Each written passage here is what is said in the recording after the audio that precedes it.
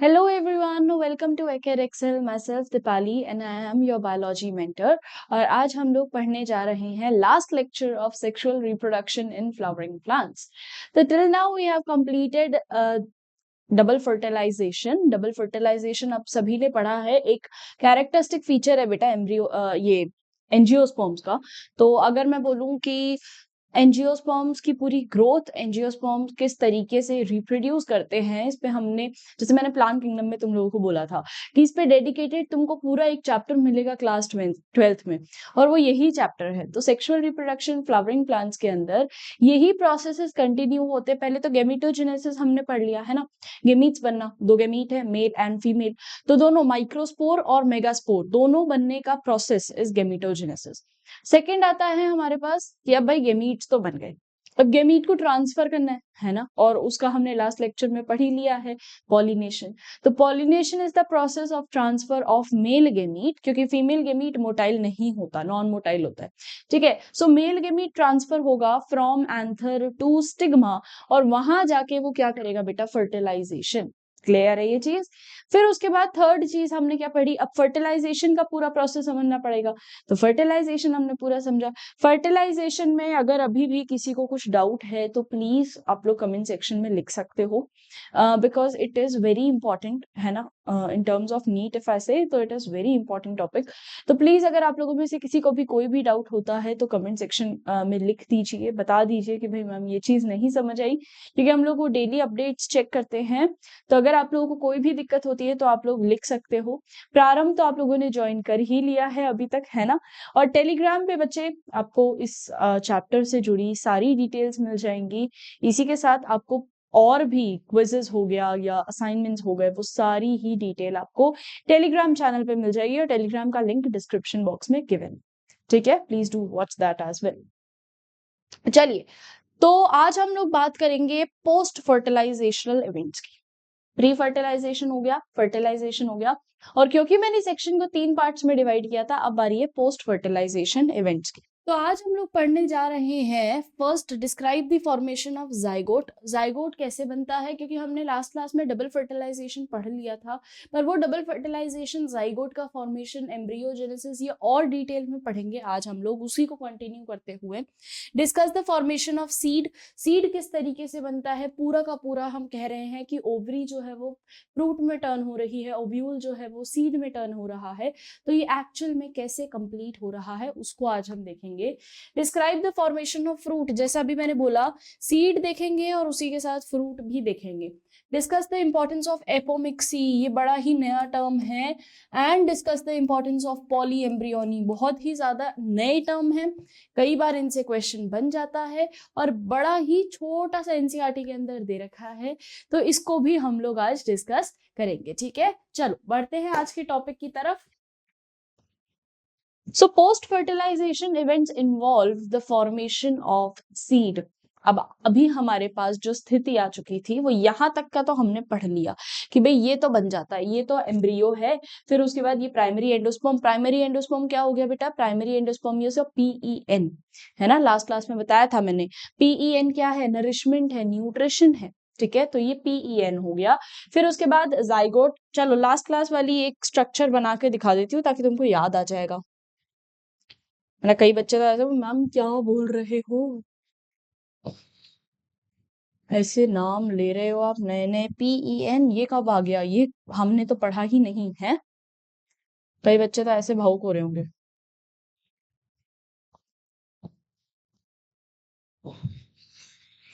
ये देखो, ये आपका ओव्यूल था, इनोट्रोपस ओव्यूल, मोस्ट कॉमन ओव्यूल, और उसके अंदर एम्ब्रियो सैक. एम्ब्रियो सैक को थोड़ा सा बड़ा बना रही हूँ मैं, ये एम्ब्रियो सैक. अब एम्ब्रियो सैक के अंदर की अगर मैं बात करूं तो इसके अंदर कौन थे बेटा, 3 एंटीपोडल्स जो कि डिजेनरेट हो रहे थे. ठीक है, सेंटर में एक सेकेंडरी न्यूक्लियस जिसकी हमने लास्ट क्लास में प्लॉइडी पढ़ी थी, 2N होती है इसकी प्लॉइडी. ठीक है, और फिर नीचे आता है सिनर्जिड, डिजेनरेट हो रहे हैं, और बचा हमारे पास क्या, सिर्फ एक एग सेल, और एग सेल से फ्यूज हो गया मेल गेमीट, तो बना दिया इसने जाइगोट. तो तुम्हारे पास सिर्फ एक जाइगोट बचा है और सेकेंडरी न्यूक्लियस बचा है. Let me mark this. कौन सी दो चीज बच गई बेटा आपके पास, ये क्या है,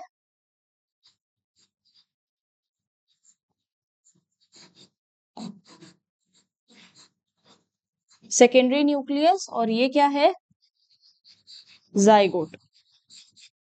ठीक है, secondary nucleus is your PEN, primary endosperm nucleus.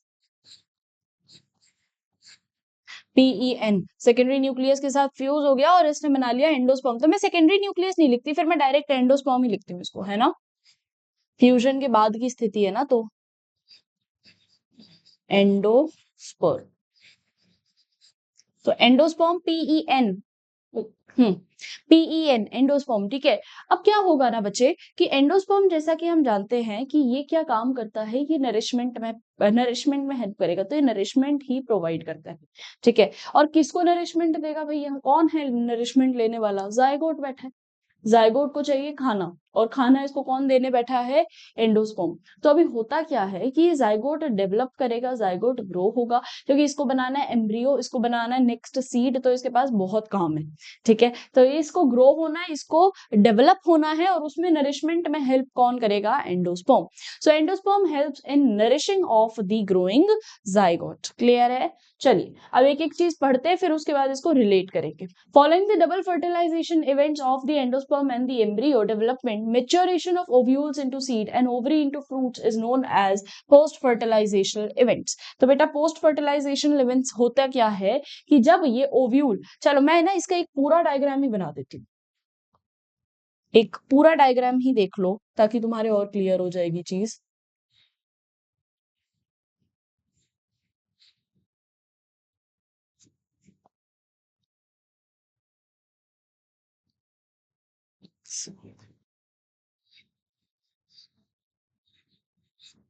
ये आपके पास ओव्यूल था, ठीक है, ये एक एंड इसका माइक्रोपाइल, एक एंड इसका चालाजल एंड। इसके अंदर आपके पास एम्ब्रियो सैक प्रेजेंट है। एम्ब्रियो सैक के अंदर ऊपर वाला रीजन इज योर PEN वाला रीजन, है ना। इस पे भी मैं दो डिवीजन कर देती हूँ। ये ऊपर वाला जो रीजन था, दिस इज PEN, और नीचे जो सेल है, this is zygote. Zygote and PEN, ये आपका एम्ब्रियो सैक का स्ट्रक्चर है। किसका स्ट्रक्चर चल रहा है, ये चीज है एम्ब्रियो सैक। इसके बाहर आ जाओ तो ये चीज है ओव्यूल, और टू बी मोर स्पेसिफाइड कौन सा ओव्यूल, एनाट्रोपस ओव्यूल। इसके और बाहर आ जाओ तो ये स्ट्रक्चर है ओवरी, बेसल स्वोलन ओवरी, है ना। अब क्या होता है बच्चे, अब ध्यान से सुनना ये चीज, क्या होगा कि जब पोस्ट फर्टिलाइजेशनल इवेंट्स हम पढ़ रहे हैं, तो उस टाइम पे पेटल सेपल ये झड़ जाएंगे, ये खत्म हो जाएंगे, इनका कोई काम नहीं है। अब फ्लावर हो गया है बूढ़ा, अब उसको कोई जरूरत नहीं है पेटल को लेने की या सेपल को लेने की, तो वो दोनों ही चीजें डीजेनरेट हो जाएगी, फॉल ऑफ हो जाएगी। ठीक है, बचेगा कौन हमारे पास, ओवरी और ओव्यूल। ठीक, ये वाला पोर्शन आपने स्टिग्मा हमेशा से मार्क किया ही है, और इसका नेक्स्ट जो है आपने हमेशा से स्टाइल मार्क किया है। तो स्टिग्मा है, स्टाइल है। ठीक है, तो एक हो गया स्टिग्मा, एक हो गया स्टाइल। थर्ड आता है मेरे पास बेसल स्वोलन ओवरी। ठीक है, अब होता क्या है, ओवरी के अंदर प्रेजेंट है ओव्यूल, है ना। तो अब ओवरी के अंदर ओव्यूल है, तो ओवरी क्या बनाएगी बच्चे, बाद में लेटर ऑन ओवरी डेवलप कर जाती है इन पोस्ट फर्टिलाइजेशन इवेंट्स की बात बता रही हूं मैं। तो ओवरी किसमें डेवलप कर जाएगी, टू फ्रूट, और ओव्यूल किस में डेवलप कर जाएगा, टू द ग्रोइंग सीड। तो जब आप सीड ग्रो करते हो ना, जब आप कहते हो कि भाई सीड ग्रो कर रहे हैं हम, तो सीड क्या है एक्चुअल में, it is the ovule region. और अगर मैं बोलती हूँ कि फ्रूट, जो पल्पी रीजन तुम खा रहे हो, वो चीज क्या है, वो चीज है फ्रूट, ओवरी। ठीक है, तो अभी आज की क्लास में हमें पोस्ट फर्टिलाइजेशन इवेंट्स पढ़ने हैं कि भाई एक्चुअल में क्या हो रहा है प्लांट के ओवरी और ओव्यूल के अंदर, क्योंकि अभी पेटल शेड ऑफ हो गए, ठीक है, सेपल शेड ऑफ हो गए, इनका कोई काम नहीं है, तो ये सभी चीजें खारिज हो जाती है, खत्म हो जाती है, डीजेनरेट हो जाती है। बचा कौन हमारे पास, main ovary and ovule. Ovary बदल जाएगी फ्रूट में, ओव्यूल बदल जाएगा सीड में। सो डबल फर्टिलाइजेशन इवेंट्स के बाद events of endosperm and embryo development, maturation of ovules into seed, ये चीज कंप्लीट होती है। पहला क्या चीज हो गई, maturation of ovule into seed and ovary into fruit, are collectively termed as post fertilizational events. ठीक है, पोस्ट फर्टिलाइजेशनल इवेंट्स। चलिए अगला, द एंडोस्पर्म। अब इसको हम क्या नाम दे रहे हैं बच्चे? एंडोस्पर्म, याद रखना ये चीज, ठीक है। So the endosperm now develops, endosperm development proceed embryo development.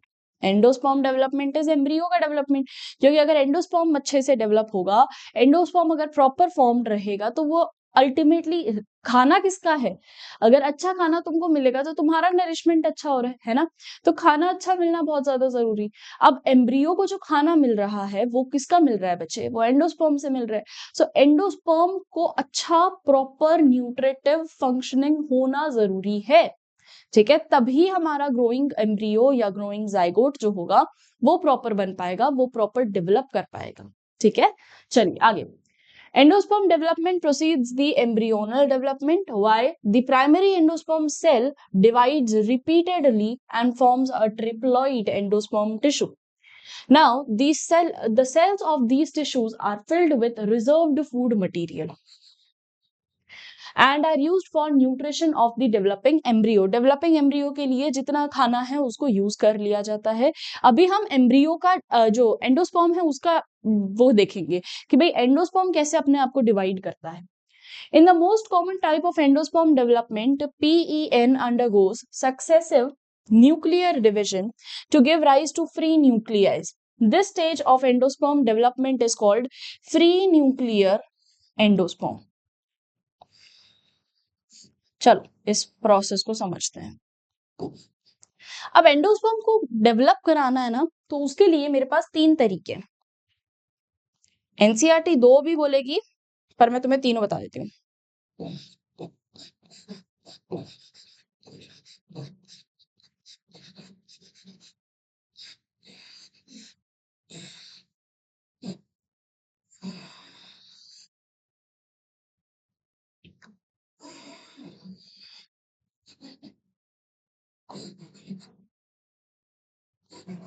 पहला तरीका क्या चीज का? पहला तरीका भाई, एंडोस्पर्म अगर डिवाइड करेगा तो उसका पहला तरीका, एंडोस्पर्म जब डिवाइड करता है, फर्स्ट तरीका इज फ्री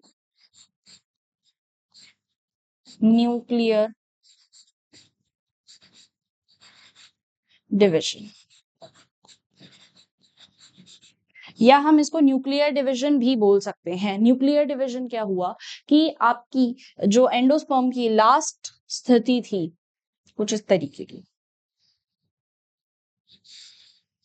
ऐसा सा। अब यहाँ पे हमारे पास डेवलपिंग जाइगोट थे, है ना, सिनर्जिड के साथ एक जाइगोट बचा था। तो मैं या तो सिर्फ जाइगोट ही बना देती हूँ, ये लो, ये बेसल सेल पे सिर्फ जाइगोट प्रेजेंट है, ठीक है।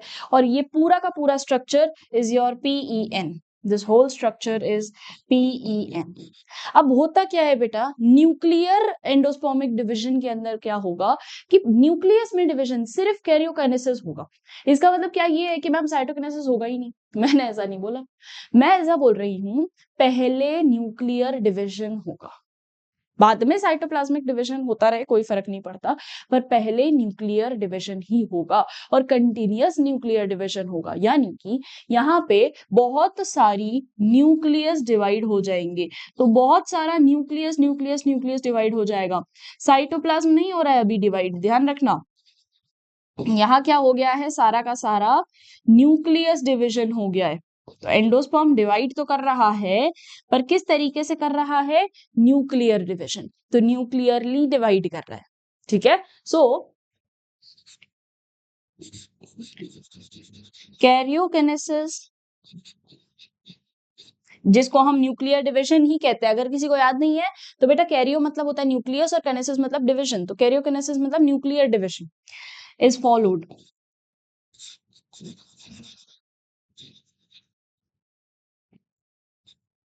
कैरियोकिनेसिस इज फॉलोड और फिर उसके बाद later on cytokinesis is completed.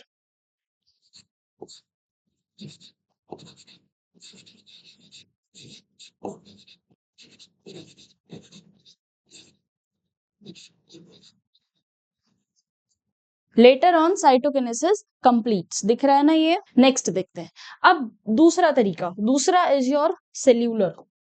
ये फ्री न्यूक्लियर था, अब बात करते हैं अपन सेल्यूलर डिवीजन की।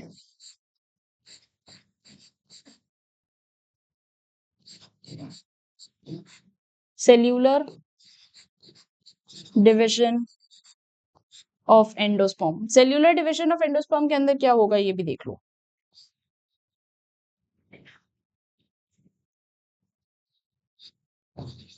ये जाइगोट, ऊपर वाला हिस्सा पूरा पीईएन। यहाँ पे न्यूक्लियर डिवीजन भी होगा, यहाँ पे साइटोप्लाज्मिक डिवीजन भी होगा, पर हर न्यूक्लियर डिवीजन के बाद एक साइटोप्लाज्मिक डिवीजन होगा। So every nuclear division follows a cytoplasmic division. Nuclear division हुआ, साइटोप्लाज्म टूटा, न्यूक्लियर डिवीजन हुआ, साइटोप्लाज्म टूटा, nuclear division, cytoplasm, nuclear division, cytoplasm. मतलब दीज टू आर साइमल्टेनियस कि एक के बाद एक, सक्सेसिव भी बोल सकते हो आप, सक्सेसिव डिविजन्स भी है। बट जैसे ही न्यूक्लियर डिवीजन होगा, जैसे यहाँ पे क्या था ना बेटा, पहले सारा न्यूक्लियस हो गया, फिर उसके बाद उनपे सेल कोट, सेल कवरिंग चढ़ती जाती है ना, मतलब साइटोप्लाज्म बाद में डिवाइड होता है। यहाँ पे क्या होगा कि न्यूक्लियस डिवाइड हुआ, अब चलो भाई साइटोप्लाज्मिक वॉल बना दो, न्यूक्लियस डिवाइड हुआ, वॉल बना दो, न्यूक्लियस डिवाइड हुआ, वॉल बना दो, और ये इसी तरीके से डिवाइड होता रहता है। ये पूरा का पूरा इसी तरीके से डिवाइड हो जाएगा। सो nuclear division successively follows the cytoplasmic division. Nuclear division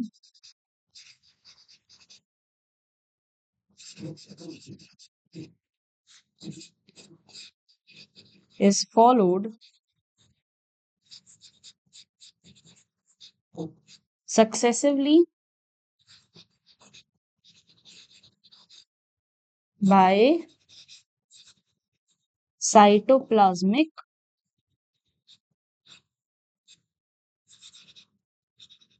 division.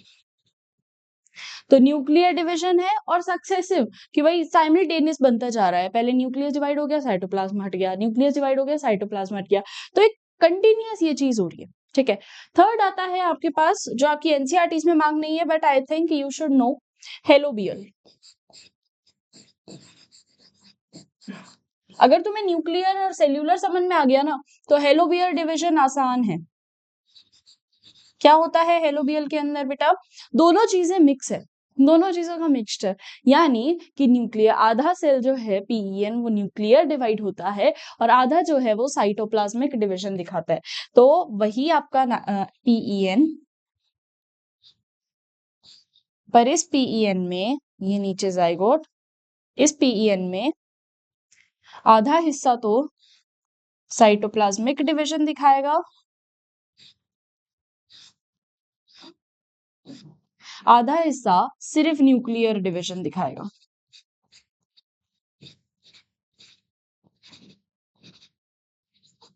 समझ रहे हो? तो दोनों बराबर के हिस्सेदार है।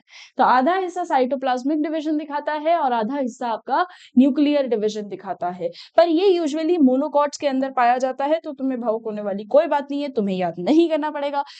ये हेलोबिएस एक फैमिली है, उसके अंदर पाया जाता है, पर तुम्हें याद नहीं करना इतना डिटेल के अंदर। ये मोनोकॉट के अंदर एक के अंदर पाया जाता है सिर्फ, इसीलिए बता रही हूँ बस। ठीक है, क्या होगा इसके अंदर, half endosperm is divided by, किससे डिवाइड हो रहा है, cellular and half by nuclear division.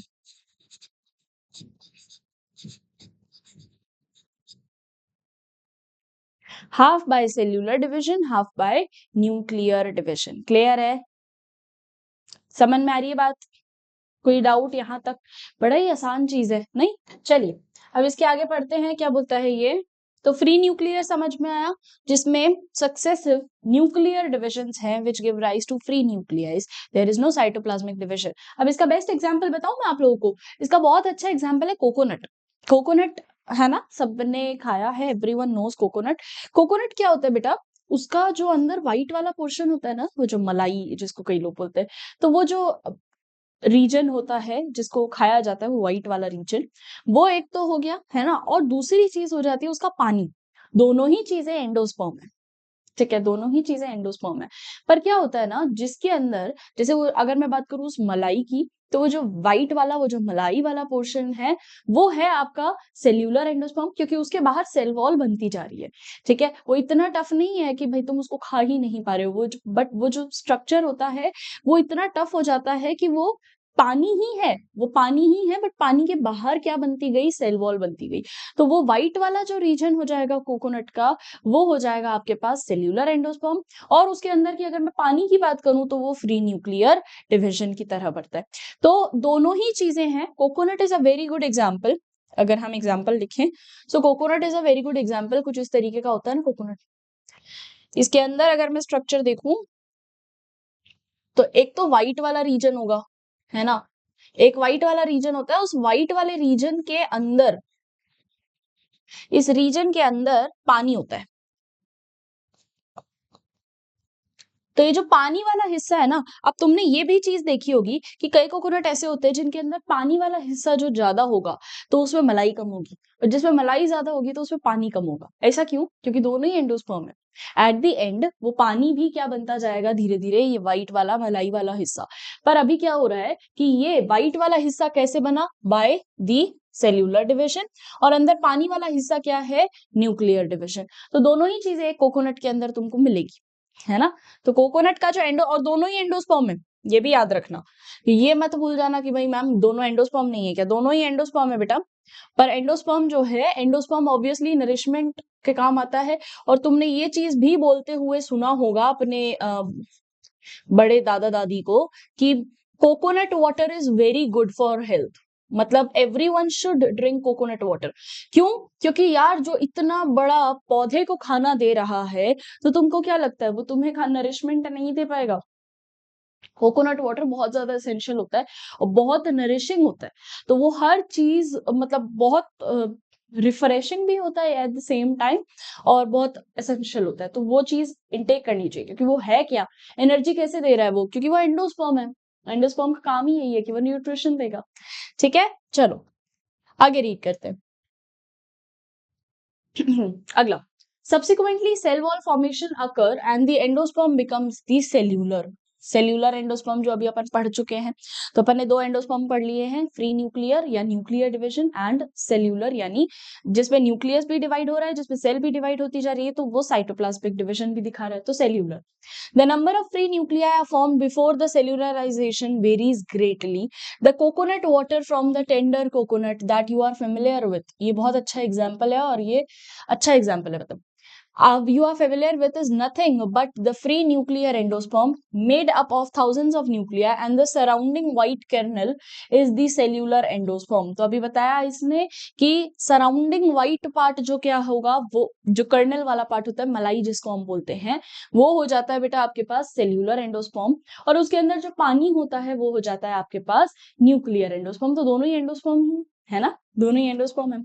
चलो अगला, एंडोस्पर्म में either be completely consumed by the developing embryo. Example जैसे कि मटर का दाना, ग्राउंड नट, बीन्स, इनके अंदर है ना पूरा का पूरा। अब देखो, या तो एंडोस्पर्म पूरा सीड खा जाएगा, नरिशमेंट तो देखो उसी का होना है ना, सीड को ही तो खाना है। अगर मैं बोलूं तुमको कि एंडोस्पर्म खा कौन रहा है, तो एंडोस्पर्म सीड ही खा रहा है, तुम यही बोलोगे, है ना। ये इतना बड़ा जो मैंने स्ट्रक्चर बनाया है, इसके अंदर ये वाला जो जाइगोट वाला हिस्सा है और ये वाला पीईएन वाला जो हिस्सा है, अब ये पीईएन जो है ये किसके लिए बनाया है हमने, ये पीईएन किसके लिए बनाया है, ये जाइगोट के लिए बनाया है। दिस इज जाइगोट, और जाइगोट जो है बड़ा होके बनेगा सीड, है ना। तो अब मर्जी इसकी है। अब ये क्या होता है कि कई बार ये जाइगोट पूरी तरीके से सारा का सारा एंडोस्पर्म खा जाता है, खत्म कर जाता है कि भाई अब कुछ नहीं है जीवन में, सारा एंडोस्पर्म खा लो, मैं किसी को मेरा, जैसे वो होता है ना कई बच्चे खाना शेयर भी नहीं करता। तो ये किसी को खाना शेयर नहीं करेगा। अगर तो कोई सीड के अंदर एंडोस्पर्म नहीं है, पूरा एंडोस्पर्म उसने खा लिया, तो उसको हम कहेंगे नॉन एंडोस्पर्मिक सीड। और कोई सीड जैसे जिनके अंदर एंडोस्पर्म बच जाता है, तो हम उनको कहेंगे एंडोस्पर्मिक सीड। तो आधे सीड्स होते हैं एंडोस्पर्मिक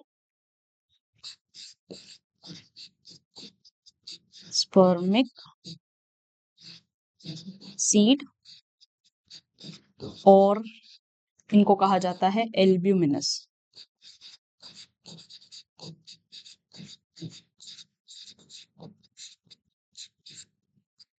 एल्ब्यूमिनस सीड। तो एंडोस्पर्मिक सीड और एल्ब्यूमिनस सीड क्या होते हैं? ये ऐसे सीड टाइप होते हैं जिनके अंदर एंडोस्पर्म इज persistent। एंडोस्पर्म बचा हुआ है, मतलब सीड ने थोड़ा एंडोस्पर्म बचा लिया है और थोड़ा खुद खा लिया है। ठीक है। यूजुअली ये ऑयली सीड्स जो होते हैं ना, जिनके अंदर ऑयल निकलता है, तुमने ऐसा सुना होगा कि जैसे सनफ्लावर का तेल बहुत ज्यादा कॉमन है, सनफ्लावर का तेल खाया जाता है, या और भी बहुत सारे ऑयली, अगर मैं सीड्स की बात करूं तो उनके अंदर कैस्टर ऑयल्स। तो ये जो ऑयल बनता है, ये ऑयल किससे बन रहा है? सीड से बन रहा है ना। अब ये सीड क्या चीज है? सीड के अंदर कहीं ना कहीं एंडोस्पर्म है, क्योंकि हम ऑयल को भी यूज कर रहे हैं, है ना। ऑयल को भी हम लोग यूज करते हैं, तो सीड के अंदर एंडोस्पर्म बच गया और वही एंडोस्पर्म को हम यूज कर रहे हैं बच्चे। ठीक है। तो ऐसे सीड्स को हम कहते हैं एंडोस्पर्मिक या फिर एल्ब्यूमिनस सीड्स। अब जिनके अंदर जाइगोट ने पूरा का पूरा खाना खा लिया और किसी को कुछ भी नहीं दिया, तो ऐसे सीड्स भी होते हैं जिनको हम क्या नाम देते हैं? Non albuminous, non endospermic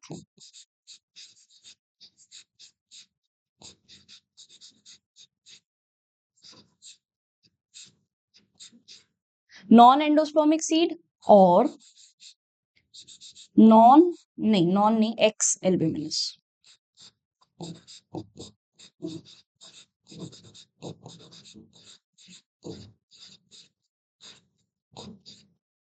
x albuminous seed. तो नॉन एंडोस्पर्मिक या एक्स एल्ब्यूमिनस सीड जो होंगे, ये सीड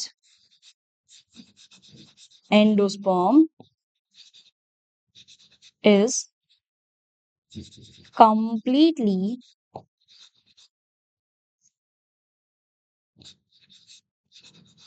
utilized by seed। कुछ छोड़ेगा ही नहीं वो, हाँ, किसी से खाना शेयर नहीं करता। ठीक है। तो अपना खाना खुद खाओ, ठीक है, हम किसी को शेयर नहीं कराएंगे, वो वाली बात है। तो नॉन एंडोस्पर्मिक, नॉन एल्ब्यूमिनस या एक्स एल्ब्यूमिनस सीड्स होते हैं, और एंडोस्पर्मिक यानी एल्ब्यूमिनस सीड्स। चलो पढ़ते हैं इसको। अब क्या बोलता है सबसे पहला?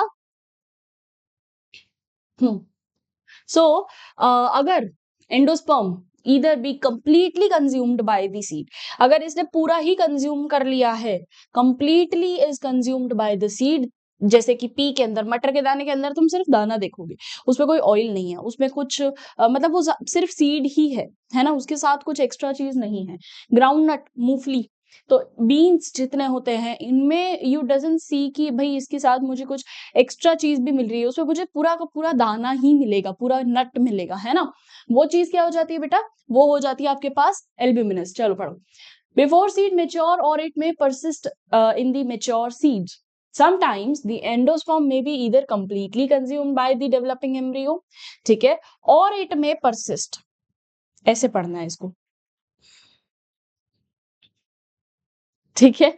एक साथ एनसीईआरटी को पढ़ने का एक तरीका है, तो तरीका समझ जाओगे, एनसीईआरटी समझ जाओगे, तो फिर बस गंगा नहा लिया ऐसे समझ लेना। एनसीईआरटी को समझना, ये एक क्या बोलते हैं, ये एक ऐसी पहेली है कि भाई या तो एनसीईआरटी ना बहुत ज्यादा खतरनाक होती है, या एनसीईआरटी बहुत ज्यादा आसान होती है। कई बार वो इतनी घुमा के बात बोलेगी, पर बात वही है। वो आसानी से भी बोल सकती थी, पर फिर मजा नहीं है ना, तो वो ऐसे घुमाती हुई बात। अच्छा पता है तुम्हें, उस ये तुमने पढ़ा होगा, ये तुमने पढ़ा होगा, इसके बारे में तुम जानते हो, अब तुम ये बताओ। तो बोल देते भाई, डायरेक्ट ही बता देते।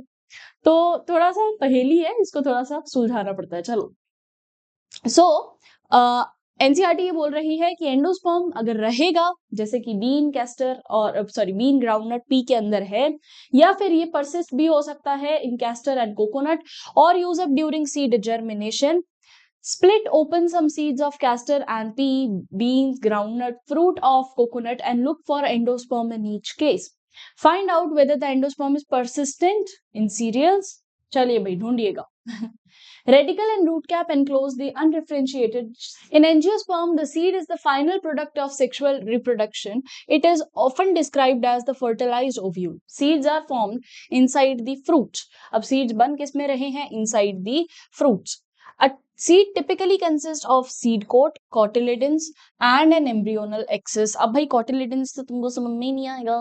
Cotyledons समझेंगे अभी. 2 सेकंड रुक जाओ. X albuminous और ये पढ़ा दूं, फिर उसके बाद cotyledons समझते हैं. The cotyledon of the embryo are simple structure, generally thick and swollen due to the food storage of food. Mature seeds may be non-albuminous or X-albuminous. Non-albuminous seeds have no residual endosperm as it is completely consumed during the embryonal development.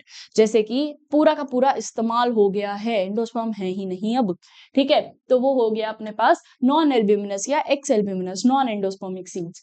Albuminous seeds retain a part of endosperm. पर अगर मैं बात करती हूँ albuminous की, तो albuminous के अंदर क्या होगा बेटा? Seeds retain a part of endosperm. इनके अंदर कहीं ना कहीं एंडोस्पर्म है ना? And it is not completely used up during the embryo development. जैसे कि wheat हो गया, maize हो गया, barley, castor, इनका आप लोग अगर इनको यूज करते हैं तो इनमें अभी भी कहीं ना कहीं आपको सीड मिल जाएगा.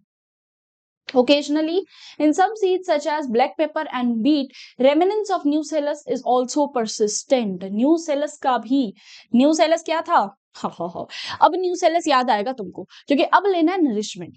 ठीक है, अब हम देखेंगे कि भाई डाइकोट और मोनोकोट, कॉटिलिडेंस, ये जो शब्द आता था, है ना, कॉटिलिडेंस क्या होता है? Cotyledons is food reserve. ठीक है, अब ये कॉटिलिडेंस एक्चुअल में कैसे बनता है, ये कॉटिलिडेंस क्या होता है, ये चीज समझेंगे. चलो बेटा, सबसे पहले जिसकी हम बात करेंगे अभी, दैट विल बी डाइकोट.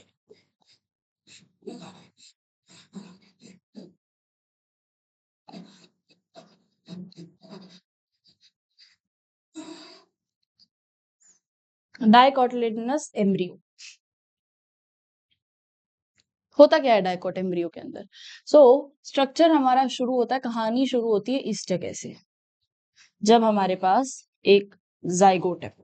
ठीक है, अब हमें देखना है कि ये जाइगोट कैसे डिवाइड करेगा, ये कैसे एम्ब्रियो बनाएगा. ठीक है, तो जाइगोट कैसे एम्ब्रियो बनाता है, क्योंकि इसको पीईएन की तरफ भी जाना है, इसको पीईएन से भी नरिशमेंट लेना है, तो जाइगोट क्या करता है, अपने आप को डिवाइड करता है. ठीक है, so what it zygote performs is, चलिए तो डाइकोट एम्ब्रियो को जानते हैं. तो सबसे पहले ये जाइगोट हॉरिजॉन्टली डिवाइड होता है, एसिमेट्रिकली डिवाइड होता है, शुड से एसिमेट्रिकली. एक बड़ी सेल बन रही है बेटा, इसमें एक छोटी सेल बन रही है.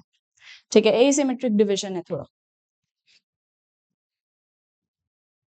ऊपर वाली जो सेल है इसको हम बोलते हैं एम्ब्रियोनल सेल,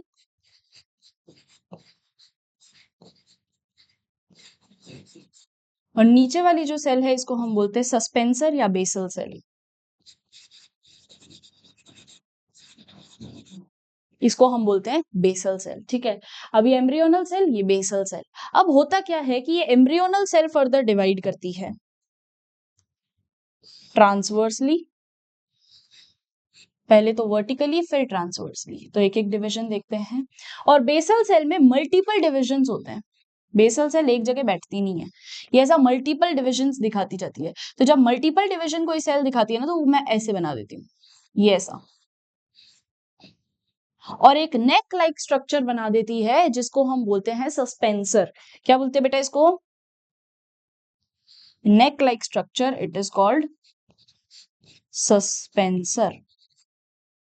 सुनना ध्यान से, हुआ क्या कि पहले तो ट्रांसवर्स डिवाइड हुआ, ऊपर वाली सेल बन जाती है एम्ब्रियोनल सेल, नीचे वाली सेल बन जाती है बेसल सेल.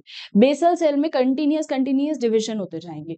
जैसे इसमें डिवीजन होते जाएंगे तो ये बनाएगा सस्पेंसर. सस्पेंसर क्या है? एक नेक लाइक स्ट्रक्चर है, गर्दन जैसा. सस्पेंसर क्या काम करता है कि एम्ब्रियोनल सेल को खाना चाहिए. ठीक है, तो एम्ब्रियोनल सेल खाना लेने के लिए सस्पेंसर एक सीडी का काम करेगा. देखना यहाँ पे यही पोर्शन में, जब अगर मैं बोल दूंगी सस्पेंसर बन जाएगा, तो ये सस्पेंसर क्या काम करेगा बेटा? इसको ऊपर की तरफ पहुंचाएगा, है ना, इसको ऊपर की तरफ लेके जाएगा. तो यही तो चीज मुझे चाहिए. यहाँ पीईएन है, और इस पीईएन को लेने के लिए इस सेल को बड़ा होना पड़ेगा, ग्रोथ दिखानी पड़ेगी. तो ये अंदर की तरफ ग्रोथ दिखाता जाता है कंटिन्यूअस. ठीक है, और इसकी जो बेसल सेल होती है, हम इसको कहते हैं हॉस्टोरल सेल,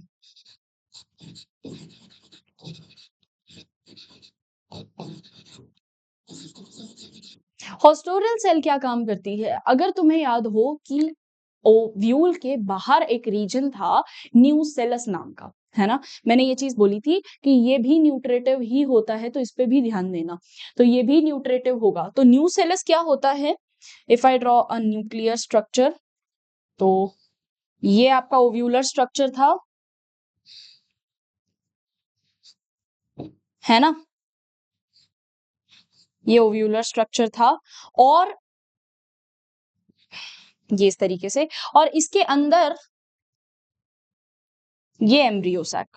पर एम्ब्रियो सैक के बाहर वाले रीजन पे ना, इसके बाहर वाले रीजन पे अगर आप देखो तो आपको क्या दिखता है? ये वाला, this is nucellus. Nucellus is what? Nucellus is the nourishment. Ovule के अंदर बताया था मैंने डायग्राम में। तो न्यूसेलस होता है, जिसको मैं 1000 बार बोलती हूँ कि भाइयों न्यूक्लियस मत लिख के आना, बस इतनी कृपा कर देना कि न्यूक्लियस मत लिख के आ जाना इसको। दिस इज न्यूसेलस, ठीक है? तो अब क्या होगा बेटा कि ये जो न्यूसेलस वाला रीजन है, ये हमको, ये इससे भी तो नरिशमेंट लेना है। ये खाना किसको दे रहा है? तो इससे भी हमको ही नरिशमेंट लेना है। तो यहाँ पे अब देखना, ये एम्ब्रियोनल सेल है। एम्ब्रियोनल सेल को ऊपर लेने के लिए एक सीडी मिल गई। कौन है उसकी सीडी? सस्पेंसर। सस्पेंसर इसको ऊपर की तरफ लेके जाएगी, ठीक है? हॉस्टोरल सेल क्या काम करती है इस टाइम पे? हॉस्टोरल सेल बाहर से सारा का सारा खाना लेती रहती है कि भाई ये जो बाहर का खाना है ना, इसको अंदर पहुंचाओ। समझ रहे हो? न्यूसेलस वाला जो फूड है उसको भी तो अंदर पहुंचाना है। कहाँ पहुंचाना है? एम्ब्रियोनल सेल में, ठीक है? तो ये एम्ब्रियोनल सेल ऊपर की तरफ मूव करती जाएगी सस्पेंसर की मदद से। सस्पेंसर एक सीढ़ी है जिसपे चढ़ती चढ़ती, जो बेसिकली ऐसे ऐसे ग्रो होगा, और ग्रो होगा तो ये ऊपर की तरफ बढ़ती जाएगी, ठीक है? और हॉस्टोरल सेल क्या काम कर रही है? वो नीचे से, यानी ये जो पूरा का पूरा न्यूसेलस है, इससे खाना लेती जा रही है। तो what haustorial cell actually does is collect nutrition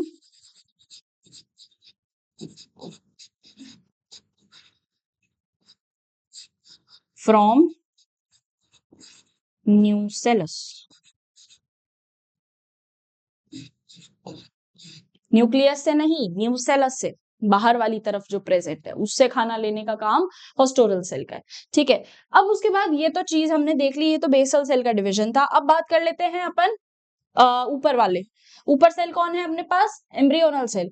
तो एम्ब्रियोनल सेल ने पहले दिखाया अपने को वर्टिकल डिवीजन, अब हम दिखाएंगे लेटरल डिवीजन। और इस तरीके से हमारे पास स्ट्रक्चर बन के आ गया,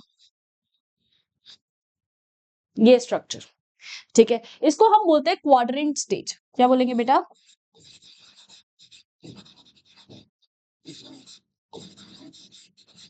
क्वाड्रेंट स्टेज। क्वाड्रेंट स्टेज मतलब हो जाता है कि यहाँ मेरे पास 4 सेल बन चुकी है, ठीक है? अब 4 की डबल हो जाएगी। कैसे डबल हो जाएगी? ध्यान से देखो।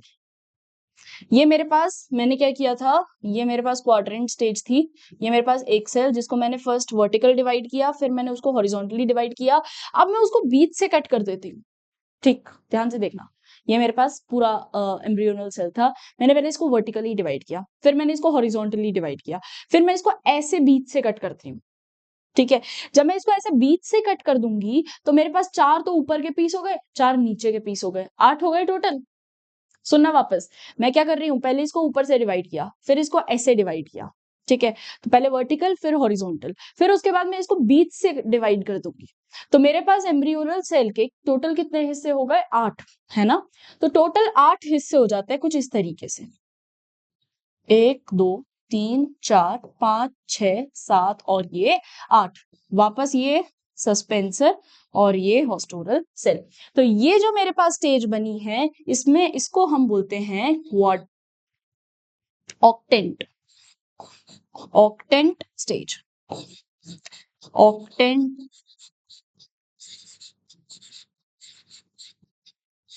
इस स्टेज को हम क्या नाम दे देते हैं? ऑक्टेंट स्टेज, ठीक है? अब क्या होगा, अब धीरे धीरे ये एम्ब्रियो ग्रो करेगा। ये अगेन एम्ब्रियोनल सेल ही है, नाम नहीं बदलने हैं किसी के भी, ये एम्ब्रियोनल सेल ही चल रही है। ये सस्पेंसर ही चल रहा है और इसका नाम हॉस्टोरल सेल होता है, पर तुम बेसल सेल भी लिख सकते हो। ठीक है, तो बेसल सेल का ही पार्ट है, तो हम बेसल सेल भी इसको लिख सकते हैं। अब क्या होगा, अब ये धीरे धीरे अलग अलग शेप लेगा, तो इसकी अलग शेप देखो किस तरीके से हो सकती है। अब इसके अंदर बेटा डिवीजन ही होंगे, अब ये और कुछ नहीं करेगा, ये डिवीजन ही दिखाएगा। अब इसके अंदर और सेल डिवाइड होते जाएंगे, जब कंटिन्यूअस सेल डिवाइड होते जाएंगे ना, तो हमको क्या दिखता है इसके अंदर, कुछ इस तरीके का डिवीजन, और इस तरीके के डिवीजन को हम कहते हैं हार्ट स्ट्रक्चर डिवीजन।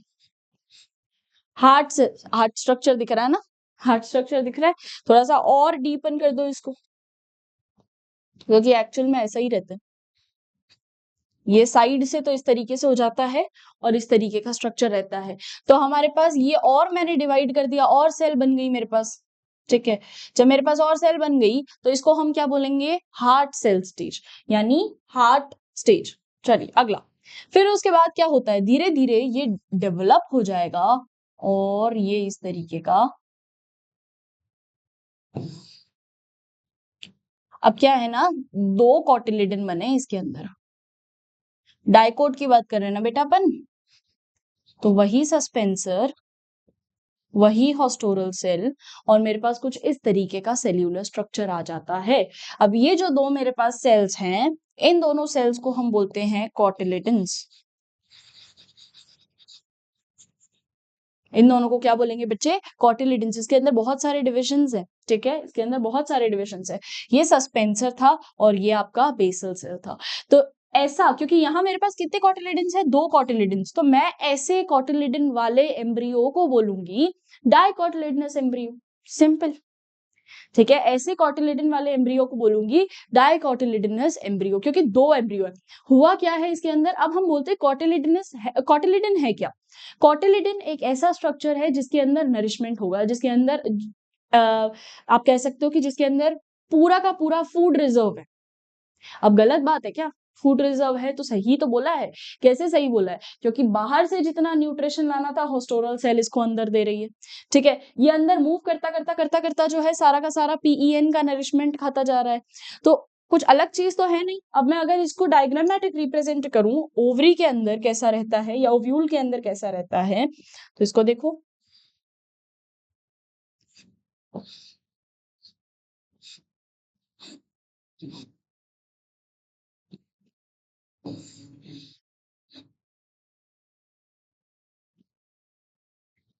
अब जितना सारा नरिशमेंट था हॉस्टोरल सेल इसको पहुंचा चुकी है बाहर से भी, है ना।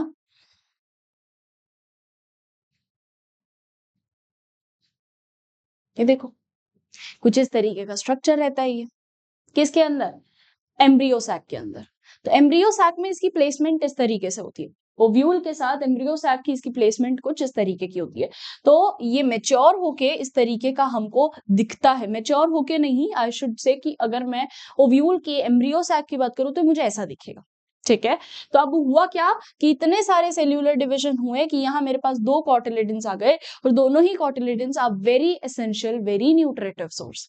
ठीक है, बहुत ही ज्यादा इनके अंदर न्यूट्रिशन होता है, बहुत ही ज्यादा फूड रिजर्व है। क्यों, क्योंकि ये कंटिन्यूअस ऊपर की तरफ मूव करते करते, देखो इन्होंने सारा पीईएन गेन कर लिया, है ना, इन्होंने अंदर की तरफ मूव करते गए और सारा पीईएन अपने अंदर डाल लिया। तो जितना सारा पीईएन था सारा का सारा इस सारा का सारा इस एम्ब्रियोनल सेल के अंदर आ गया। क्लियर है, हेल्प कौन कर रहा था, सीडी कौन बना इसके लिए, सस्पेंसर। सस्पेंसर बहुत इंपॉर्टेंट चीज है, याद रखिएगा सस्पेंसर को, ठीक है। क्लियर है ये चीज। तो ये हमारे पास आ जाता है प्रॉपर एक डाइकोट का स्ट्रक्चर। तो डाइकोट ने क्या किया कि दो दो सेल्स थे और दोनों सेल ने पूरा का पूरा न्यूट्रिशन लिया, पूरे के पूरे फैलते गए और पूरा एक स्ट्रक्चर बना दिया डाइकोट, दो कॉटिलेटन्स। बढ़े आगे, इसका स्ट्रक्चर देख लेते हैं पहले। ये आपके पास आ जाएगा, ये देखो डबल फर्टिलाइजेशन में ही इसका स्ट्रक्चर दिखाया गया है। इसका स्ट्रक्चर देखो क्या बोलता है यहाँ पे कि ये जाइगोट है। अब जो चीज मार्क कर रही हूँ उसको देखना, ये आपका जाइगोट। जाइगोट के अंदर सबसे पहले दो डिवीजन होते हैं, ये ऊपर वाली जो सेल है इसको हम एम्ब्रियोनल सेल बोलते हैं, और ये नीचे वाली को हम बेसल सेल बोलेंगे। ठीक है, फिर ये बेसल सेल क्या करती है बेटा, ये लॉन्ग ट्यूब लाइक स्ट्रक्चर बनाती है जिसको हम सस्पेंसर बोलते हैं। सस्पेंसर का काम यही है कि जैसे जैसे अंदर ये यहाँ पे सस्पेंसर अगर बनता जाएगा तो ये अंदर की तरफ मूव करता जाएगा और सारा खाना इसका लेता जाएगा। ठीक है, तो ये हमारे पास सस्पेंसर आ जाता है। फिर उसके बाद क्या होता है, उसके बाद हमने ये स्ट्रक्चर देखा है कि हमारे अब ये दो कॉटिलेडन्स आ गए हमारे पास, तो यहाँ 2 कॉटिलेडन्स है। रेडिकल और प्लूम्यूल वाला पोर्शन अभी हम मार्क कर देते हैं। रेडिकल और प्लूम्यूल वाला पोर्शन क्या है कि जैसे ही ये सीड जर्मिनेट करेगा तो ऑब्वियस सी बात है इसके अंदर एक हिस्सा होगा जो रूट बनाएगा और एक हिस्सा होगा जो शूट बनाएगा। तो जो रूट बनाता है, ऐसे कर देती हूँ, जो रूट ये नीचे वाला जो हिस्सा है ये बनाएगा रेडिकल, और ये जो ये वाला हिस्सा है ये बनाएगा plumule. Now plumule is the future shoot and radical is the future root. Clear? तो प्लूम्यूल क्या है आपके पास, फ्यूचर शूट। रेडिकल क्या है आपके पास, फ्यूचर रूट। तो प्लूम्यूल बन जाता है और आधा हिस्सा जो है वो आपके पास रेडिकल बन जाता है। चलिए, तो ये हमारे पास प्लूम्यूल बन गया है और ये रेडिकल बन गया है। 2 कॉटिलेडन है तो हम इसको क्या नाम देंगे बेटा, डाइकोटिलेडनस एम्ब्रियो। क्लियर है? क्लियर है ये चीज, और पूरा का पूरा नरिशिंग है क्योंकि ये सारा का सारा नरिशमेंट ले रहा है, तो आपको ये समझना पड़ेगी चीज। तो अब ध्यान रखना ये चीज कि ये एम्ब्रियोनल सेल जो है ये एम्ब्रियोनल सेल है बच्चे, है ना। ये स्ट्रक्चर अपोजिट कर दिया है इसने, ये स्ट्रक्चर उल्टा घुमा दिया है। यहां तक ये एम्ब्रियोनल सेल थी, इस स्ट्रक्चर के अंदर ये एम्ब्रियोनल सेल है।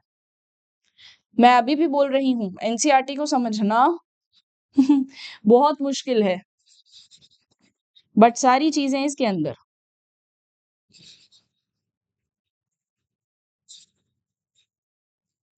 और ये वाला जो है ये इसका बेसल सेल हो गया, ये यहां से सस्पेंसर बना रहा है।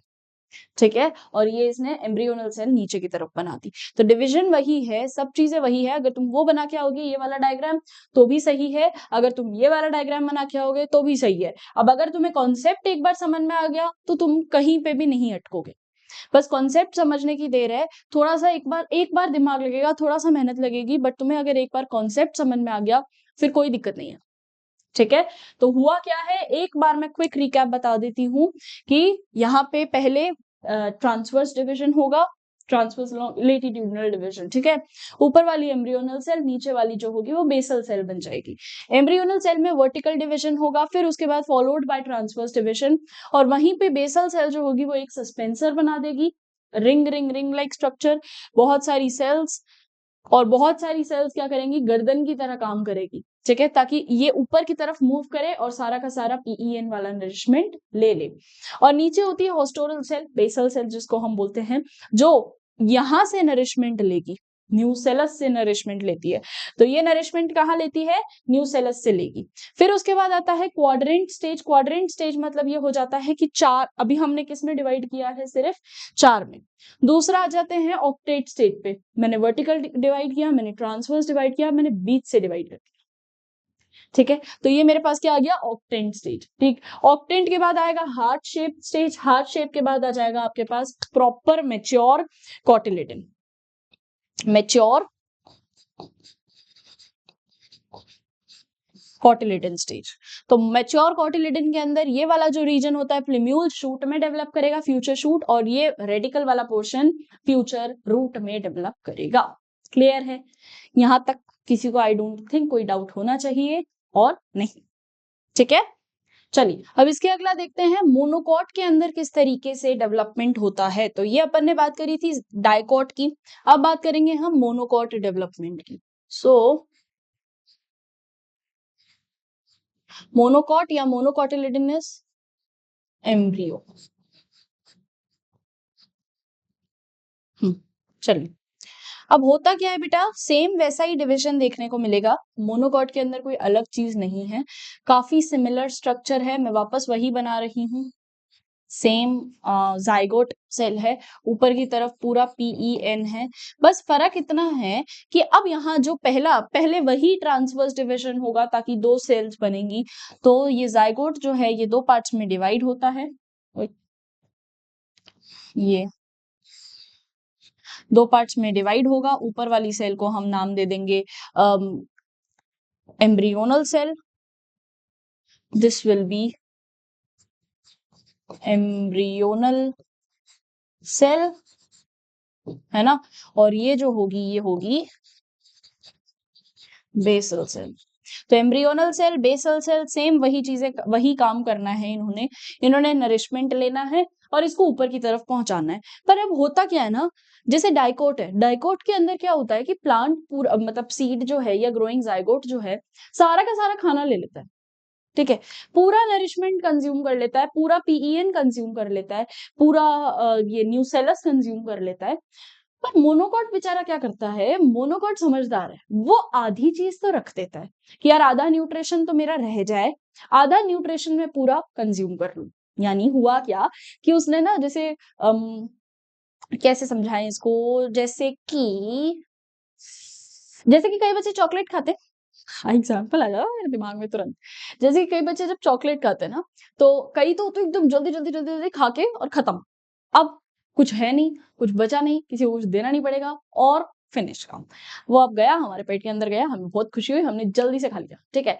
कई बच्चे क्या करते हैं कि वो आधी चॉकलेट 2 पीस खाएंगे और फिर वापस पूरी जितनी चॉकलेट होगी उसको अपने बैग में रख लेंगे, स्टोर कर रहे हैं वो, है ना, कि भाई अगला मैं घर जाके खाऊंगा, अभी खोला तो ये सारे आ जाएंगे पागल से। तो तो बाकी बच्चों के डर से वो क्या करता है, बस 2 पीस खाएगा और बाकी जितना होगा वो अपने घर लेके जाएगा, तो स्टोर कर लिया उसने। फिर वो हर दिन दो टुकड़ा खाता रहेगा और उसको स्टोर करता रहेगा। तो उसने किया क्या, जितना एक बच्चे ने तो क्या किया, पूरा का पूरा न्यूट्रिशन एक दिन में खा लिया। एक ने क्या किया कि पूरी आधी आधी चॉकलेट खाई, मतलब उसने न्यूट्रिशन को बचा के भी रखा, स्टोरेज भी रखा। मोनोकॉट वो स्टोरेज भी करेंगे, डाइकोट ने तो क्या किया, खबर खबर सारा खा लिया। मोनोकॉट क्या करेगा, थोड़ा थोड़ा सा स्टोर भी करेगा, भाई यार देखो फ्यूचर का भी सोचना है ना, तो थोड़ा सा बचा के रखो, ठीक। तो अब ये क्या काम करता है कि ये एम्ब्रियोनल सेल है और बेसल सेल है, बेसल सेल ज्यादा डिवीजन नहीं दिखाएगी, यानी कि ये बेसल सेल जो है बहुत कम डिवीजन दिखाती है और बीच में 2 से 3 लेयर बनाएगी, जिसको हम कहते हैं मिडिल लेयर्स। ये एम्ब्रियोनल सेल चल रही है, वो चलती रहेगी। ये वाली जो सेल है जिसको हम कहते हैं सस्पेंसर,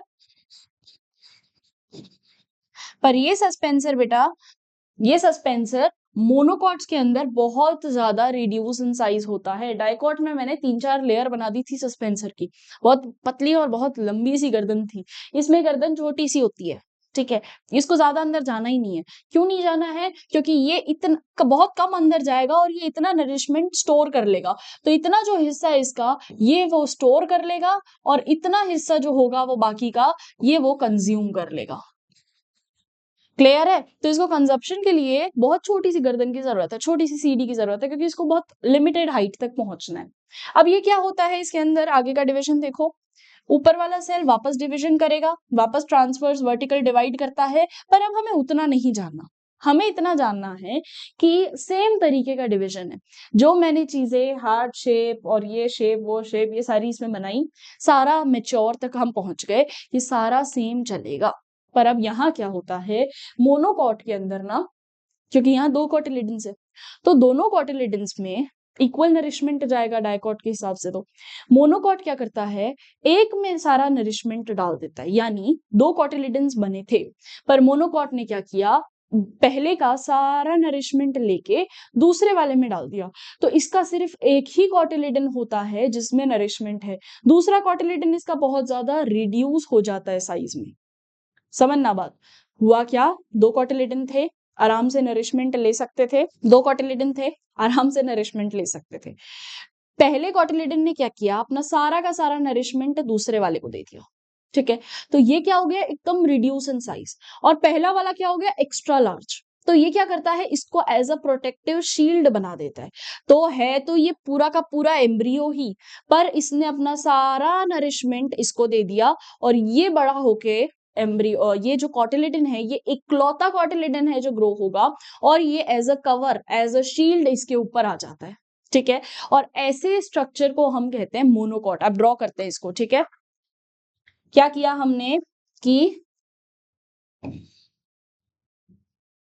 पहला एम्ब्रियो जो इस तरीके से आ गया,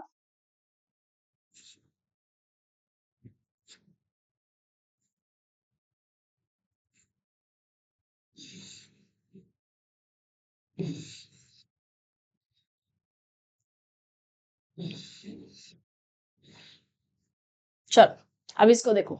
अब समझ में आ रही है ये चीज? क्या बोलती हूँ मैं कि ये जो ऊपर वाला हिस्सा है, दिस इज वन कॉटिलिडन, और ये वो रिड्यूस्ड कॉटिलिडन है।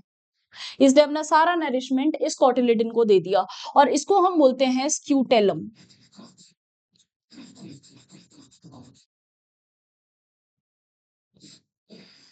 Scutellum is that one cotyledon, और ये हो जाएगा इपीब्लास्ट। इपीब्लास्ट क्या हो गया बेटा? Reduced cotyledon. ये क्या हो गया?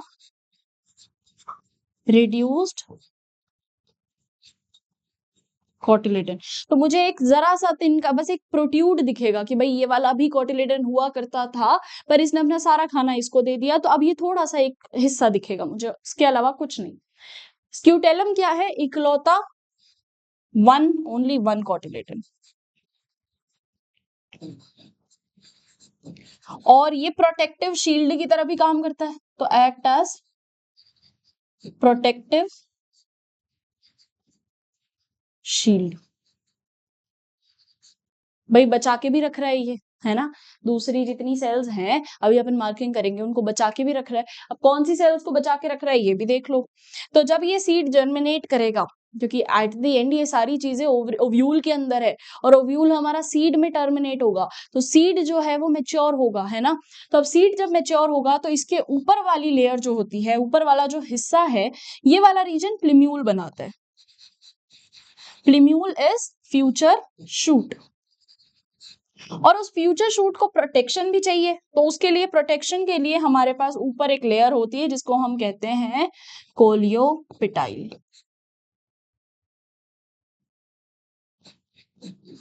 सीलियोपिटाइल, कोलियोपिटाइल। ठीक है। तो ये सीलियोपिटाइल ऊपर वाली लेयर है, प्रोटेक्टिव लेयर है, जो किसको प्रोटेक्ट कर रही है बच्चे? यहाँ पे प्रोटेक्ट दी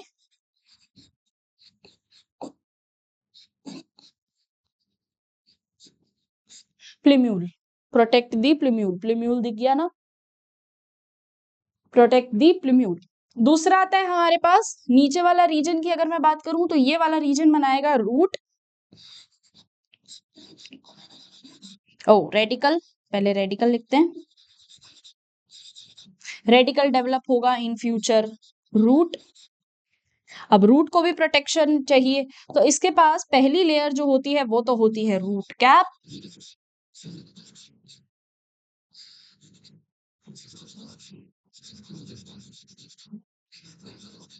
कोलियोराइजा।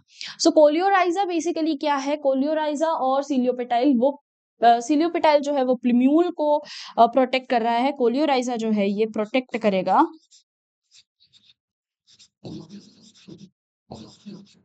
रेडिकल को, ग्रोइंग रूट को। ठीक है, तो ये रूट को प्रोटेक्ट करेगा, वो शूट को प्रोटेक्ट करेगा। तो ये हमारे पास एक टिपिकल मोनोकॉट का डायग्राम आ जाता है। तो ये हमारे पास मोनोकॉट कौन है? Monocot Embry. ठीक है। अब इसका स्ट्रक्चर अगर मैं ओवरी ओव्यूल के अंदर दिखाती हूं तो वो कैसा दिखेगा वो भी देख लो।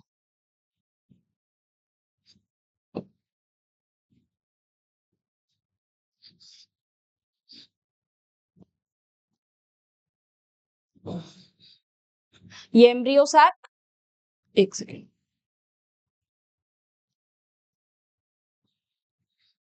ये एम्ब्रियो सैक। इस एम्ब्रियो सैक के अंदर ही कैसे अरेंज रहता है?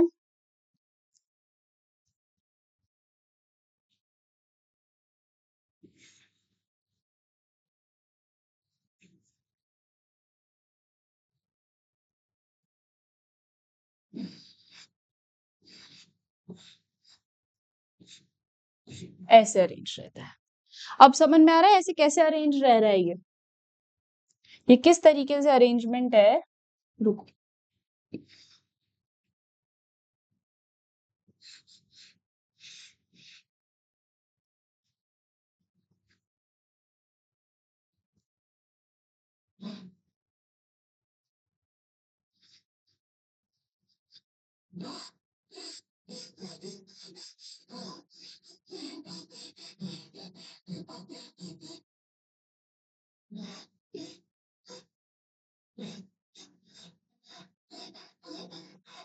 ये ऐसा रहता है।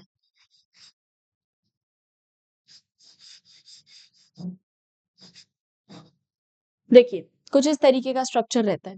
अब ये स्ट्रक्चर सेम वही स्ट्रक्चर है जो मैंने यहाँ बनाया है, बस इसके अंदर फर्क इतना है कि ये ऊपर वाला नरिशमेंट जो है उसको भी स्टोर करके रखेगा। तो ये जो वाला रीजन है ना, ये वाला जो खाली स्पेस है, इसको हम कहते हैं PEN।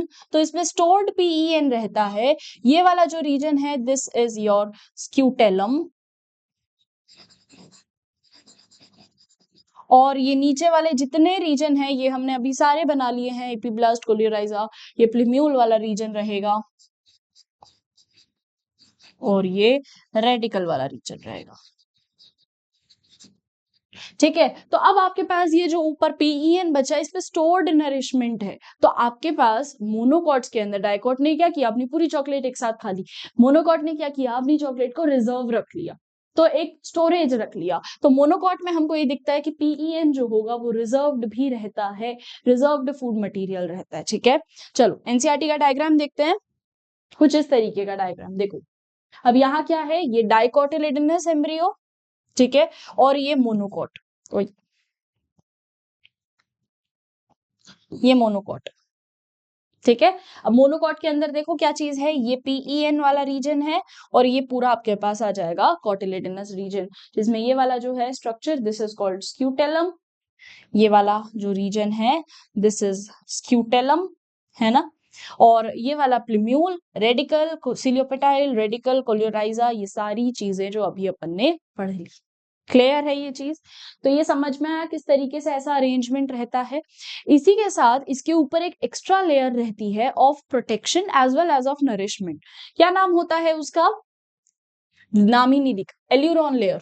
लिख दो, नहीं लिखा है तो भी आप लोग लिख लो।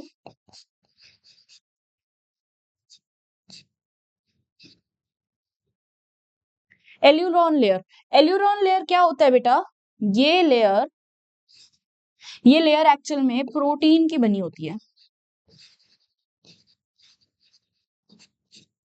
Proteinaceous layer, aleurone layer is proteinaceous layer. ठीक है, तो प्रोटीन्स की पूरी ये जो लेयर है, ये वाली, ये जो डबल लेयर दिख रही है ना, ये पूरी की पूरी एल्यूरॉन लेयर कहते हैं इसको। ओके, क्लियर है यहां तक? कोई दिक्कत, कोई डाउट अगर हो तो आप लोग कमेंट सेक्शन में लिख दें। ठीक है, चलिए एक बार हम लोग ये चीज भी देख लेते हैं कि ये कैसे बना है डाइकोट का।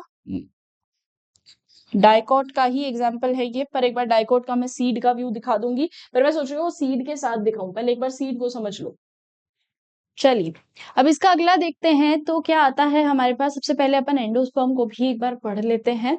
यहाँ तक हमने कंप्लीट कर लिया था, ये वाला यहाँ से हमको स्टार्ट करना है, तो ये पैराग्राफ भी एक बार अपन रीड कर लेते हैं और उसके बाद देखते हैं कि एंडोस्पर्म जितना अपन ने पढ़ा, जितना अपन बोल रहे हैं कि डाइकॉट, मोनोकॉट, क्या ये सब चीजें सही है, क्या ये एनसीईआरटी से मैच कर रहा है? तो चलिए देखते हैं। Embryo develops at the micropylar end of the embryo sac where the zygote is situated. Embryo वहीं डेवलप होगा बेटा, जाइगोट का ही डेवलप्ड रूप एम्ब्रियो है, तो इसकी पोजीशन तो चेंज होनी नहीं है, तो पोजीशन सेम रहेगी माइक्रोपाइलर एंड पे। Next, most zygotes divides after a certain amount of endosperm is formed. This adaptation provides the assured nutrition to the developing embryo. Though the seeds differ greatly, early stages in the embryo development are known as embryogeny. Embryogeny क्या होता है बेटा, जो embryo development दिखाता है उसको हम embryogeny कहते हैं। Are similar in both monocots and dicots. Now this figure 1.13 depicts the stage of embryology in the dicotyledonous embryo। जो हमने एक फिगर देखी थी फर्टिलाइजेशन के साथ, है ना, फर्टिलाइजेशन के साथ जो हमने एक फिगर देखी थी जिसके अंदर डाइकोट एम्ब्रियो बन रहा है, वो वाली फिगर बताती है कि भाई डाइकोटिलेडनस एम्ब्रियो किस तरीके से बनेगा। और जो हम ये वाली फिगर, जैसे उसके अंदर हमने क्या क्या चीजें देखी, ग्लोब्यूलर, हार्ट शेप्ड, है ना, मेच्योर एम्ब्रियो, ये सभी चीजें हमने डाइकोट के अंदर पढ़ ली है, ये पढ़ी हुई चीजें हैं। सेकेंड हमारे पास क्या आता है बेटा, typical dicot embryo consist of an embryonal axis and two cotyledons. Dicot है तो दो कॉटिलिडन्स रहेंगे। The portion of embryonal axis above the level of cotyledon is known as epicotyl. Epicotyl जिसको हम कहते हैं प्लिम्यूल वाला रीजन। तो प्लिम्यूल वाला रीजन जो होगा, प्लिम्यूल वाला रीजन जो होगा वो आप इसमें भी देख सकते हो, ये वाला रीजन है ना। अभी मैं आपको ये चीज भी समझाऊंगी कि किस तरीके से जो है वो ओपन हुआ है, किस तरीके से हम डाइकोट सीड को अगर ओपन देखें तो वो ऐसा दिखेगा।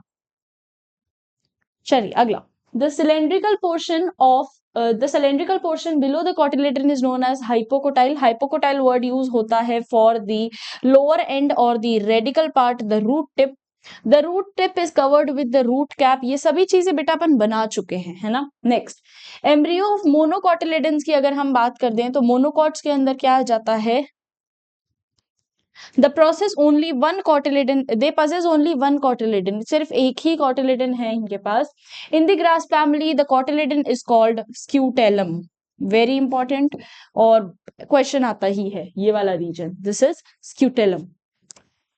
At its lower end, the embryonal axis has radical root cap, radical है और रूट कैप भी है, enclosed in undifferentiated sheath called coleorhiza, ठीक है। and the portion of embryonal axis above the attachment of scutellum is the epicotyle. Epicotyle has a shoot apex and a leaf-like primordia enclosed in the hollow follicle structure called ciliopetile. तो ciliopetile, coleorhiza इसके अंदर present रहते हैं। ये सभी चीजों के बारे में हम बात कर चुके हैं।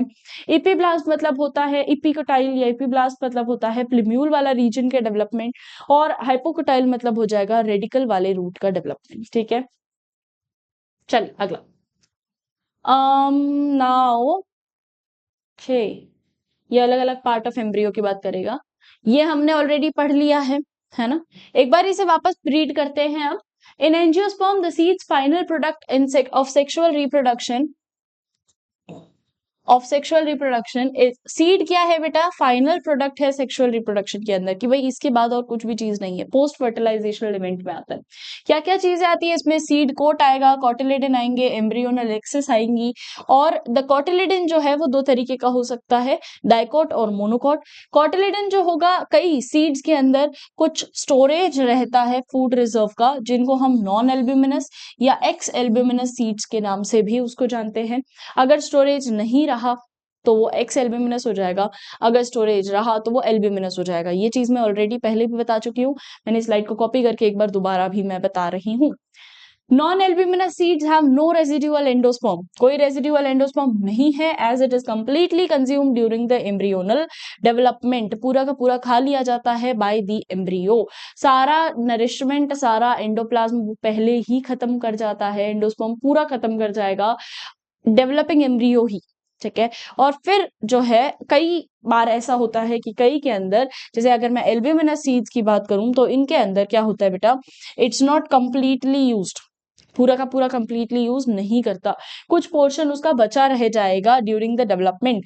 जैसे कि व्हीट हो गया, मेज हो गया, बार्ले हो गया, कैस्टर हो गया, इनमें कुछ कुछ सीड्स में कुछ एंडोस्पर्म का जो पार्ट रहता है वो बचा रह जाता है। In some seeds such as black pepper and beet, remnants of a nucellus is also persistent. Now see, कई बार क्या होता है, ये लाइन मुझे समझानी है इस पैराग्राफ में मेन। कई बार जब हमने देखा कि यार जो हॉस्टोरल सेल थी वो क्या कर रही थी, न्यूसेलस से नरिशमेंट ला रही थी और ऊपर एम्ब्रियोनल सेल को दे रही थी, यही काम था उसका। कई बार ऐसा होता है कि यह हॉस्टोरल सेल सारा का सारा नरिशमेंट नहीं लेके जाती।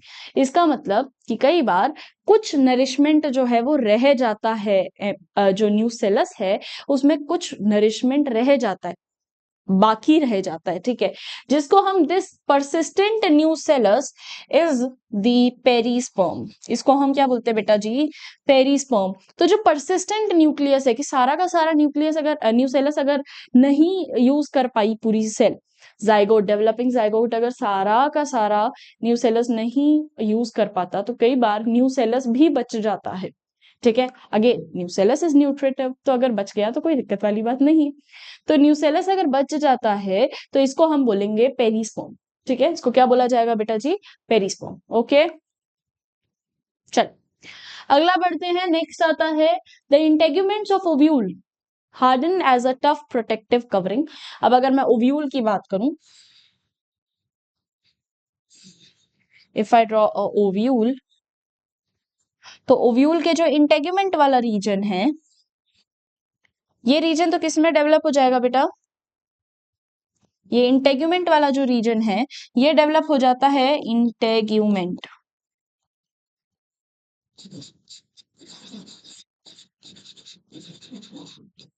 ये इंटेग्यूमेंट डेवलप हो जाता है किसके अंदर, it will develop into seed coat.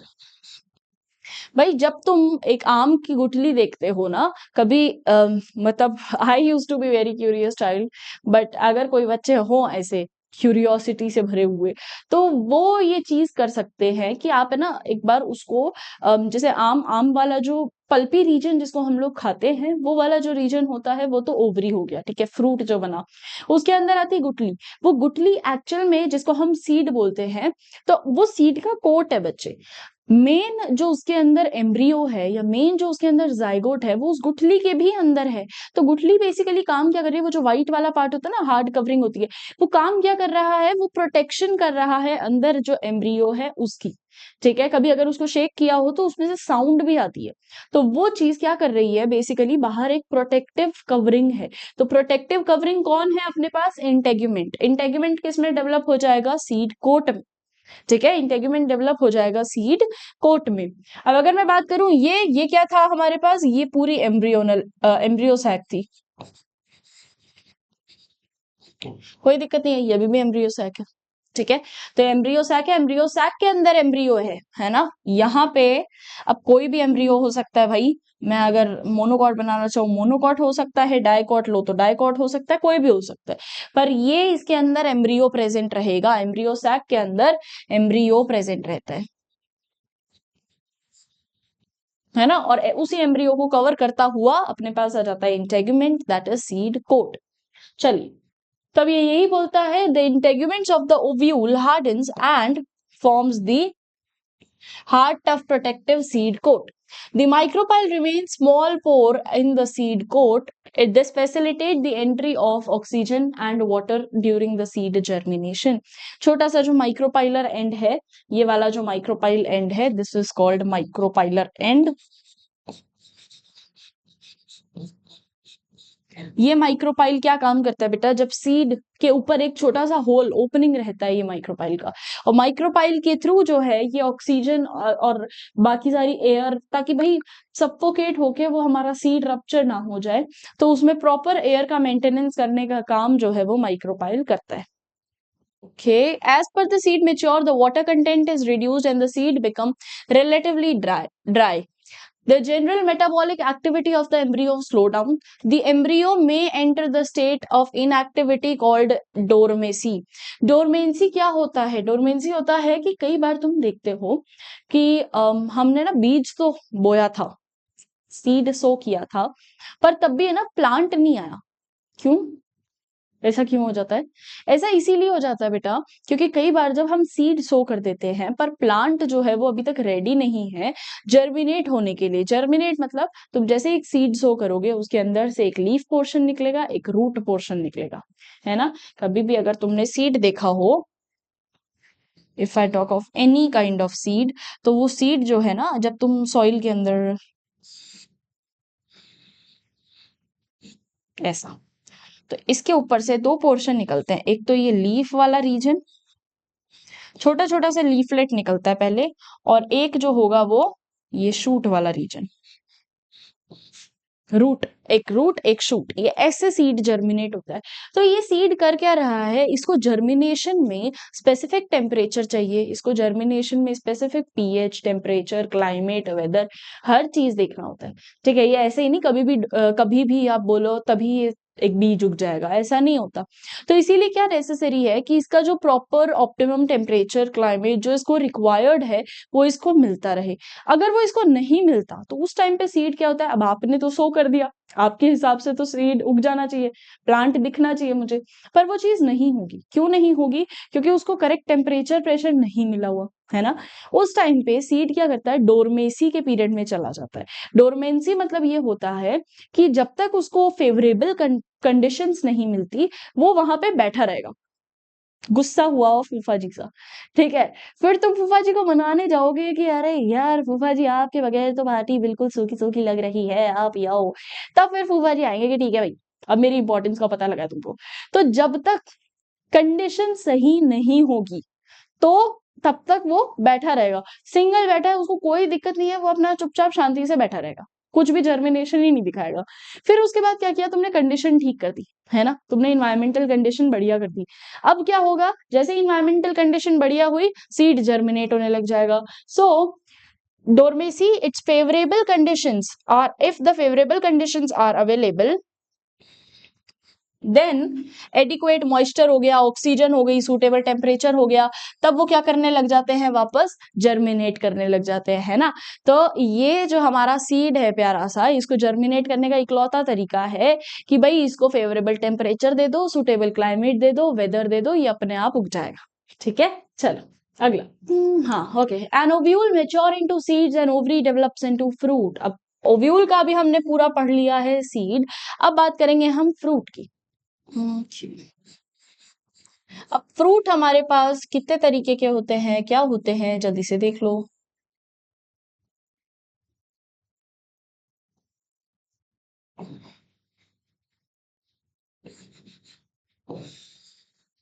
तीन टाइप के फ्रूट बता रही हूँ। पहला टाइप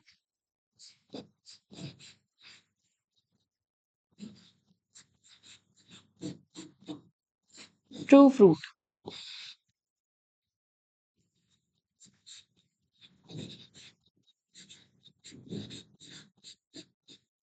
फॉल्स फ्रूट,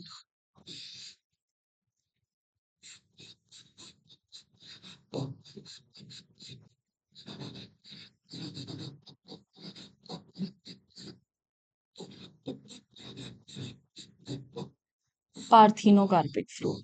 अरे मैम, क्या इतना बड़ा नाम ले देते हो आप तो, कि बस टाटा बाय बाय हो जाता है हमारा तो, है ना। इतना बड़ा नाम बता दिया। चलो अभी समझोगे ना तो कुछ बड़ा नहीं लगेगा।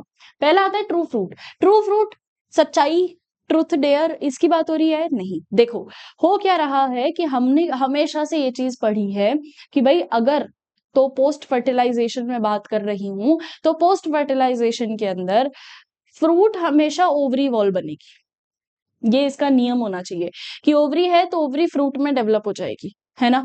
तो अगर ये सही सही फॉलो कर रहा है इस मेथड को, दैट इज कि if the ovary is converting into fruit, only the ovary is involved in fruit formation, तब तो हम इसको क्या कह देंगे बेटा जी, ट्रू फ्रूट, कि भाई ये सही है ना। जैसे कि एग्जाम्पल, एग्जाम्पल आ जाता है आपके पास मैंगो। मैंगो आपका बेस्ट एग्जाम्पल है ना। तो और भी जो सीड वाले फ्रूट्स होते हैं, वो सारे फ्रूट्स जिसके अंदर हमको प्रॉपर तरीके से ओवरी जो है वो कन्वर्ट हो जाएगी इन फ्रूट। सेकंड आता है फॉल्स फ्रूट। इसमें हो गई धोखाधड़ी। क्या धोखा हो गया कि ओवरी तो टर्न नहीं हुई फ्रूट में, थैलेमस टर्न हो गया फ्रूट में। याद करो, थैलेमस कौन था? थैलेमस था बेटा एक स्टॉक जो हमने पेडिसल बनाया था, जहां हमने सेपल बनाया था, उसके पास बीच में लोकेटेड एक रीजन, ओवरी के जस्ट बिलो एक रीजन रहता है जिसको हम कहते हैं थैलेमस। और यहाँ पे क्या हुआ, other part, other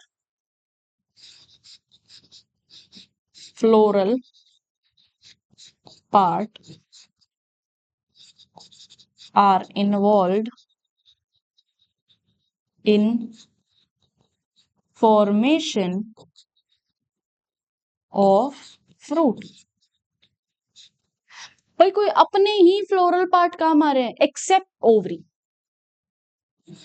accept ovary, ovary के अलावा कोई और part, for example like thalamus,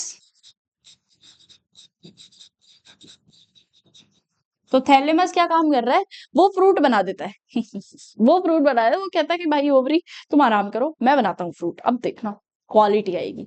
कौन हो गया ऐसा? Example, example is your Apple, strawberry जिनको तुम खाते हो। क्या है इनके अंदर, ध्यान से सुनना, इनके अंदर जो पार्ट आप खा रहे हो ना, जो फ्लैशी पार्ट, जो एक्चुअल में ओवरी होना चाहिए था, वो पार्ट ओवरी नहीं है। ओवरी पता है क्या होता है, एप्पल को जब तुम खाते हो तो है ना, सेंटर के अंदर एक स्टॉक लाइक स्ट्रक्चर होता है और उसके अंदर बीज होते हैं, है ना। डायग्राम भी है, ये देखो, ये देखो, यहाँ पे एप्पल का जो ये वाला रीजन होता है ना, ये स्टॉक वाला, इसको हम कभी खाते नहीं है, ये वाला, ये सेंटर से रिमूव कर दिया जाता है। क्यों रिमूव करते हैं? ये वाला जो हिस्सा है ना, this is ovary, this is ovary, और उसके अंदर ये ओव्यूल, यानी ये है सीड हमारे पास। तो देख रहे हो तुम लोग, तो सीड ये वाला रीजन है और ओवरी ये वाला रीजन है, और बाकी जितना पोर्शन बचा है, ये जो एडिबल पार्ट है, दिस इज योर थैलेमस। तो हम जो चीज खा रहे हैं वो थैलेमस वाला रीजन है। और same goes with strawberry, strawberry के अंदर भी जो ये बीच वाला रीजन जो हम खाते हैं, इनको हम कहते हैं थैलेमस। ठीक है, तो क्या चीज हो गई बेटा, कि आपका, अगर मैं फॉल्स फ्रूट की बात करूं, तो फॉल्स फ्रूट क्या हो जाएगा, जैसे कि एप्पल, जिसमें ओवरी इन्वॉल्व नहीं है फ्रूट फॉर्मेशन में, इसमें थैलेमस इन्वॉल्व है। ओवरी उस थैलेमस के भी अंदर है, मतलब ओवरी, थैलेमस इतना बड़ा हो गया कि वो ओवरी को भी अपने अंदर ले लेता है, सीड ओवरी के अंदर है ही। ठीक है। थर्ड, पार्थिनोकार्पिक, पार्थिनोकार्पिक मतलब होता है फॉल्स, ये मिमिक्री कर रहा है। ठीक है, false fruit development,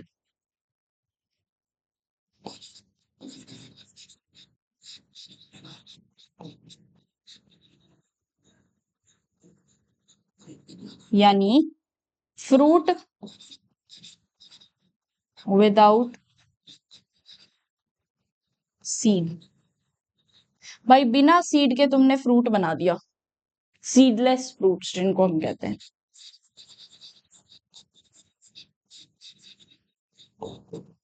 seedless fruit,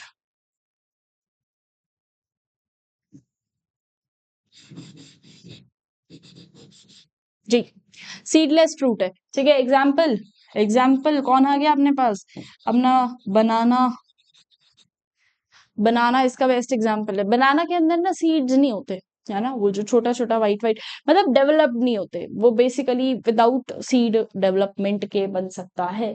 सो ऐसे फ्रूट्स जिनके अंदर सीड ही नहीं होते, जो डायरेक्टली फॉर्म हो सकते हैं, जैसे ना एसेक्सुअल रिप्रोडक्शन से जो फ्रूट्स फॉर्म हो सकते हैं, उनको हम कहते हैं पार्थिनोकार्पिक फ्रूट्स। ठीक है, अब पार्थिनोकार्पिक प्रोड्यूस कैसे होते हैं मैम, अगर ये अगर हम इनको सेक्सुअल रिप्रोडक्शन में काउंट कर रहे हैं, तो ऑब्वियस ही बात है कि इनको प्रोड्यूस तो ऐसे ही होना चाहिए था जैसे नॉर्मल फ्रूट्स हो रहे हैं, फिर ये क्यों नहीं हो रहे?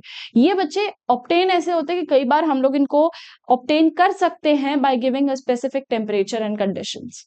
ये इजीली वैसे ऑप्टेन हो सकते हैं, अगर तुम कोई बनाना के प्लांट को ऑप्टिमम टेम्परेचर कंडीशन प्रोवाइड करते हो, तो बनाना मिल सकता है। तो ये चीज होती है पार्थिनोकार्पिक, मतलब हो जाता है कि वहां पे वो, it's not forming from the ovary, neither it is forming from any other part rather than ovary, but it is forming from, it's not forming from anything, it is just a plant part। ठीक है, plant का एक हिस्सा है, और false fruit, false development है। ठीक है, मिमिक्री करता है ये फ्रूट बनने की, बट एक्चुअल में सीडलेस है, इसके पास सीड भी नहीं है, तो ओव्यूल भी नहीं है। चलिए, अब अगला आता है कि अगर फ्रूट तो बन गया, पर फ्रूट की लेयर्स भी होंगी, ऑफ कोर्स होंगी। तो फ्रूट की लेयर्स होती है, पढ़ते हैं अभी वॉल ऑफ ओवरी को, या फ्रूट की लेयर्स को। वॉल ऑफ ओवरी क्या हो गया बेटा, फ्रूट की लेयर ही हो गई ना। अगर फ्रूट की मैं बात करें, तो फ्रूट की लेयर्स वॉल ऑफ ओवरी हो गई। So the ovule mature into seed, ovary develops into fruit, that is the transformation of ovule into seed and ovary into fruit proceeds simultaneously. The wall of the ovary develops in the wall of the fruit called pericarp. Pericarp क्या होता है? The fruits may be fleshy as in guava, orange, mango, etc., or may be dry as in groundnut, mustard, etc. Many fruits have involved in the mechanism for dispersal of seeds. Recall the classification of food you have studied. Okay. In most of the plant, by the time the fruit develops from the ovary, other floral part degenerate. भाई इसने mesocarp और endocarp तो बताया ही नहीं, तो हम बता देते हैं। यहाँ पे कुछ कुछ चीजें रह जाती हैं। अब ये बोलता है वॉल ऑफ ओवरी,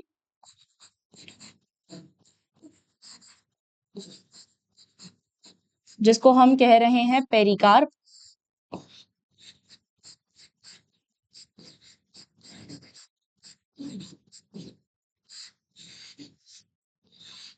ये 3 पार्ट्स का होता है।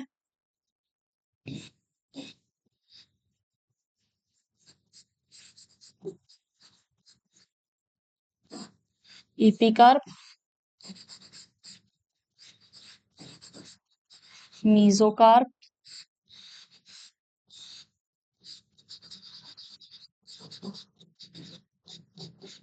एंडोकार्प।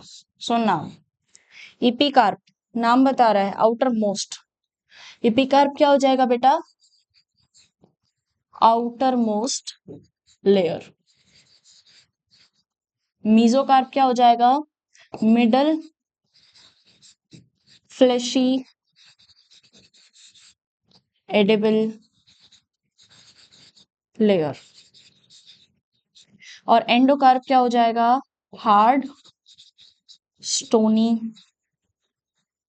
लेयर। तीनों का सुनो क्या है। वॉल्स ऑफ ओवरी में एपिकार्प, मीजोकार्प, एंडोकार्प, 3 तरीके की आपकी ओवरी जो होती है उसकी वॉल्स रहती है, ठीक है।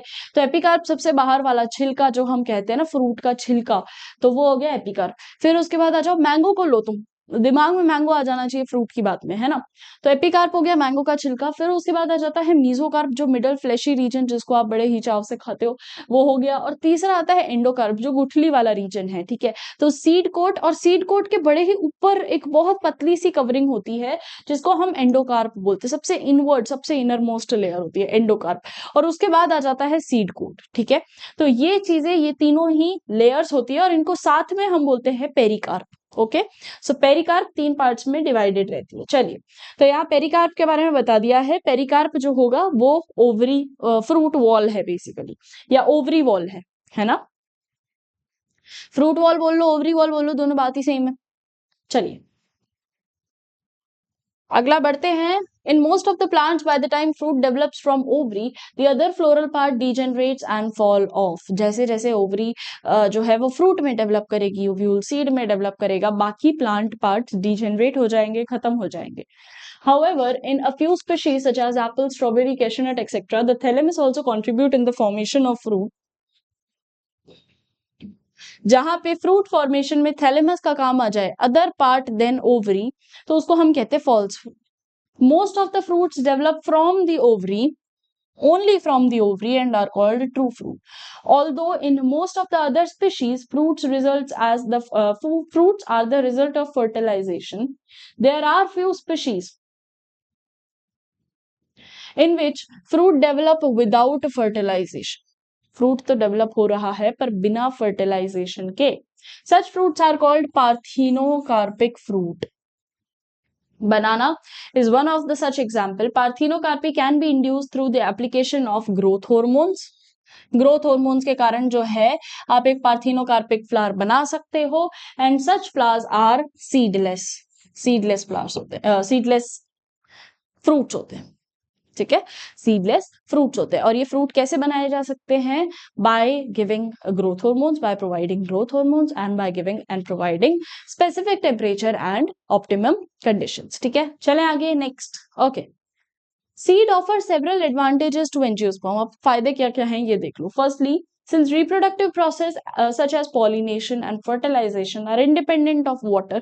अब इसके अंदर ब्रायोफाइट, टेरिडोफाइट, एल्गी से अगर मैं कंपेयर करूं सॉरी, एंजियोस्पर्म के अंदर कहीं से कहीं तक पानी का इन्वॉल्वमेंट नहीं है ना। अभी हमने कहीं नहीं पढ़ा कि भाई पानी बहुत ज्यादा जरूरी है सेक्सुअल रिप्रोडक्शन। जैसे मैं ब्रायोफाइट्स को बोलती हूँ, तो ब्रायोफाइट में सबसे पहले क्या आ जाता है? पानी, है ना। बिना पानी के, सो जैसे ब्रायोफाइट के अंदर पानी की जरूरत होती है और बिना पानी के सेक्सुअल रिप्रोडक्शन नहीं करवा सकते ब्रायोफाइट्स, वैसे ही टेरिडोफाइटा में पानी की जरूरत है, पर एंजियोस्पर्म में कहीं से कहीं तक पानी की रिक्वायरमेंट नहीं है, ठीक है। ये चीज ध्यान रखना। Now, the seeds have better adaptability strategies for dispersal and new habitat that help the species to colonize in other areas as well. देखिए, अगर सीड जो है वो डिस्पर्स ज्यादा जगह पे कर पाएगा तो वो ज्यादा जगह पे उग पाएगा, तो जितना ज्यादा वो डिस्पर्सल रेट उसका होगा उतना ही बड़ा लैंड एरिया वो कवर कर सकता है. As they have sufficient food reserve, young seedlings are nourished until they are capable of photosynthesis on their own. The hard seed coat provide the protection to the young embryo. Seed coat जो होता है वो protection के लिए होता है बेटा. Being products of sexual reproduction, they generate new genetic combination leading to variation. Sexual reproduction क्यों जरूरी है? क्योंकि भाई genetic combination, recombination, variation उसी से आएगा. ठीक है. Seed is the basic for agriculture. Dehydration and dormancy of mature seed are crucial for storage of seeds which can be used for fruit throughout the year. Better storage, next season की crop, बहुत सारी चीजें आप देख सकते हो. एक चीज ये देखना कि ये जो डायग्राम है यहाँ पे ये वाला जो सेगमेंट है मैं इसको बना देती हूँ एक बार.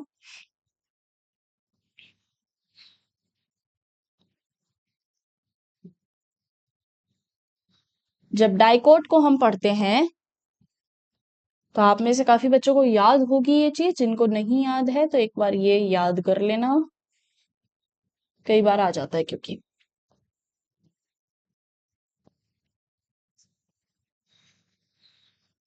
बेटा ये डाइकोट ही है, ये सेम डाइकोट ही है, बस कुछ कुछ चीजें जो है वो मार्क कर देते हैं क्योंकि ये डायग्राम यहाँ विजिबल था तो उसको देख के बना. चलो, ये आ गए दो कॉटिलिडन्स. ठीक है, ये दो कॉटिलिडन्स.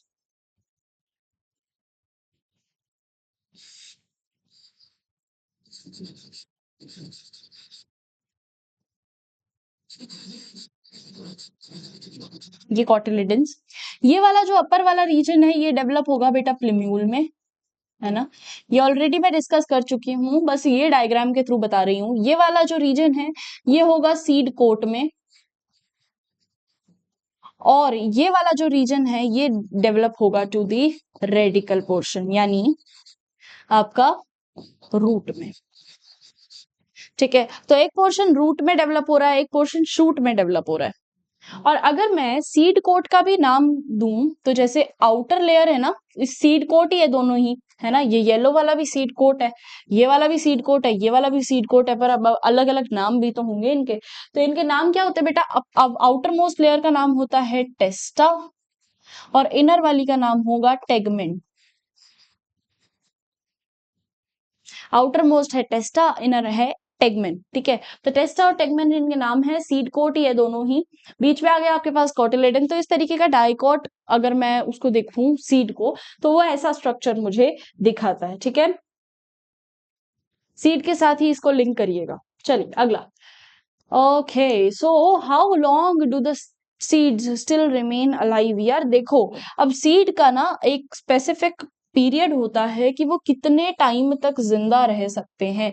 तो हम उसकी वायबिलिटी को कैसे देखें? जैसे हमने पोलन वायबिलिटी पढ़ा था ना, सीड वायबिलिटी भी होती है. तो जैसे हमने पोलन को cryo preservation -196 degree Celsius nitrogen, liquid nitrogen के अंदर हम उसको सेव या प्रिजर्व करके रख सकते हैं. सेम वैसे ही मैं ये देख सकती हूँ कि यार यहाँ पे भी सीड को भी प्रिजर्व किया जा सकता है. तो this period again varies greatly. पर यार अब ये अलग अलग पेड़ पौधों में अलग अलग तरीके का होगा, ऑब्वियस सी बात है. In few species the seed loses it's viability with in months. Seed of large number of species live for several years. कई स्पीशीज है जो मंथ्स के अंदर अपना वायबिलिटी लूज कर देती है, वहीं पे कई स्पीशीज ऐसी है जो ईयर्स तक भी रहती है. some seeds can remain alive for hundreds of years. कुछ species जो है वो hundreds of years तक alive रह सकती है. There are several records of very old yet viable seeds. The oldest is that of the Lupinus arcticus, excavated from the Arctic tundra. The seeds germinate and flower after the estimated record of 10,000 years of dormancy. 10,000 साल डोरमेसी के बाद एक seed बना. तो ये कितनी खतरनाक बात है. Next, a recent record of 200-year-old viable seed is of date palm, खजूर, है ना. Next, Phoenix dactylifera discovered during the archaeological excavation at King's Herod's palace near the Dead Sea. तो ये इतने खतरनाक जगहों पे मिलते हैं और इनको देखने के लिए मतलब इनमें ये चीज बड़ी अच्छी देखी जाती है कि ये वायबल बहुत टाइम तक है, जैसे 200 साल तक, 10,000 साल तक, तो ये वायबिलिटी टेस्ट है इनके। After completing a brief account of sexual reproduction in flowering plants, it would be worth attempting the comprehend of numerous reproductive capacities of some plants. चलिए आगे बढ़ते हैं। Can you think of some plants. अब भैया आपसे questions ही questions पूछे जा रहा है कि कुछ आप अगर प्लांट्स बता सके। How large the tree could be, how allow I mean what time a tree could survive, तो वो चीज। नेक्स्ट इंपॉर्टेंट चीज जो आती है बेटा वो आती है apomixis. What is apomixy? Apomixy मतलब होता है although the seeds in general that are products of fertilization, a few flowering plants such as some species of Asteraceae and Grassaceae family जो होता है, Asteraceae sunflower है ना, और Grassaceae family have evolved a special mechanism that is seed without fertilization. Seed without fertilization यानी parthenocarpic seed. अभी हमने parthenocarpic fruits के बारे में पढ़ा था ना, ये पार्थिनोकार्पिक सीड है। Seed without fertilisation is called apomixis. What is fruit production without fertilisation is called, अभी अभी आप पढ़ चुके हो। फ्रूट को क्या बोलते हैं बेटा, पार्थिनोकार्पिक फ्रूट, अभी अभी पढ़ा था हमने। Apomixis is a form of asexual reproduction. अब मैं एपोमिक्सी की बात करूं तो ये सी पार्थिनोकार्पिक मतलब ही यही होता है कि अगर कोई फ्रूट बन रहा है विदाउट रिप्रोडक्शन, अगर कोई सीड बन रहा है विदाउट फर्टिलाइजेशन, फ्रूट बन रहा है विदाउट फर्टिलाइजेशन, तो उसका मतलब ये हो जाएगा बेटा कि वो सीड या वो फ्रूट मिमिक कर रहा है ना। मिमिक मतलब एक्टिंग करना। शाहरुख खान, नकली शाहरुख खान तुमको बाजार में हजारों मिल जाएंगे, ठीक है, पर असली तो असली है ना, हमको पता है असली कौन है, पर नकली भी तो घूम ही रहे हैं। तो ये चीज भी, तो दोनों चीजें होती है। तो कई बार फ्रूट जो है वो मिमिक करता है, एक्टिंग करता है कि भाई मैं फर्टिलाइजेशन कर रहा हूं और उसके थ्रू सीड डेवलप हो जाता है, पर वो एक्चुअल एक्टिंग ही होती है। तो वो सीड जो है या वो फ्रूट जो है वो सीडलेस होता है, ठीक है। So it actually mimics the sexual reproduction. There are several ways of development of apomictic seeds. In some species, the diploid cell is formed without reductional division and develop into embryo without fertilization. कई बार क्या होता है, diploid seed जो है वो बन जाएगा, reductional division होगा ही नहीं, तो diploid seed बन रहा है बिना meiosis के। सोच के देखो ये पॉसिबल कैसे है। और फिर वो डेवलप हो जाता है to the embryo without fertilization, fertilization के बाद वो अधूरा ही रह जाता है। More often as in many citrus and mango, citrus और मैंगो की अगर मैं बात करूं तो वहां आपको क्या चीज दिखेगी, varieties of some nucellar cells surrounding the embryo sac starts dividing, protrudes into the embryo sac and develops into the embryos. In such species, each ovule contain many embryos. जब हमारे पास एक ऐसा सीड आ जाए, जैसे ये चीज तुम आराम से देख सकते हो, ऑरेंज हो गया या लेमन हो गया, उसमें बीज बहुत सारे आते हैं, है ना। वो इतने बीज कहाँ से आते हैं, उसको हम बोलते हैं पॉली एम्ब्रियोनी। जब occurrence of more than one embryo in the seed, एक से ज्यादा एम्ब्रियो अगर सीड के अंदर हुए तो वो एक से ज्यादा सीड हो सकते हैं। तो जब बहुत ज्यादा सीड्स हो जाते हैं तो उनको हम कहते हैं पॉली एम्ब्रियोनी, मतलब मल्टीपल एम्ब्रियोज बन गए। Take some seeds of orange हो गया and squeeze them. Orange, orange के अंदर तुम देखोगे कि बहुत सारे सीड्स रहते हैं। ऐसे अगर मैं बात करती हूँ लेमन की, उसमें बहुत सारे सीड्स रहते हैं। Observe many embryo of different sizes, shape. Count the number of embryos. What would be the genetic nature of apomixy embryo? Can they be called clones? क्या ये एक जैसे ही दिखेंगे? Of course एक जैसे ही दिखेंगे ना। अलग अलग कैसे दिखेंगे? पॉलीएम्ब्रियोनी। एम्ब्रियो जो होगा उनका डिफरेंट, मतलब बहुत सारे एम्ब्रियोज होंगे, पॉली मल्टीपल, ठीक है।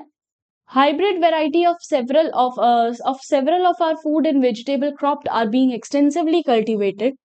Cultivation of hybrid has tremendously increased the productivity. One of the problem of hybrid is that hybrid seeds have to be produced every year.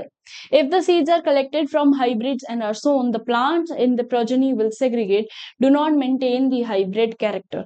Production of hybrid seed is costly, and hence the cost hybrid seed become too expensive for the farmer. If these hybrids are made in the apomictic, या देखो अगर मैं hybrid की बात करूं तो hybrid बनाने के लिए क्या करना पड़ेगा, हाइब्रिड बेसिकली क्या हो गया, आर्टिफिशियल मीन से सेक्सुअल रिप्रोडक्शन करवाना, ठीक है, कि सेक्सुअल रिप्रोडक्शन तो हो रहा है आर्टिफिशियल मीन्स से हो रहा है। अब आर्टिफिशियल मीन्स से हो रहा है तो यहाँ कहीं ना कहीं मिमिक्री है ना, नेचुरल तरीका तो है नहीं, तो यहाँ आर्टिफिशियली हो रहा है, और आर्टिफिशियली मतलब मिमिक्री हो रही है। तो जब वहां मिमिक्री हो रही है तो वहां पे हाइब्रिड सीड्स को बनाना, हाइब्रिड सीड को मेंटेन करना इज अ ह्यूज टास्क। तो इसीलिए क्या कर दिया जाता है, if these hybrids are made in apomictics there is no segregation of character in a hybrid progeny, तब कोई सेग्रीगेशन होगा ही नहीं। तो अगर हम एपोमिक्स की हेल्प से बनाते हैं तो हमारे पास बहुत अच्छी प्रोजेनी भी आ जाएगी और हमारा काम भी हो जाएगा, वो ये वाली बात है।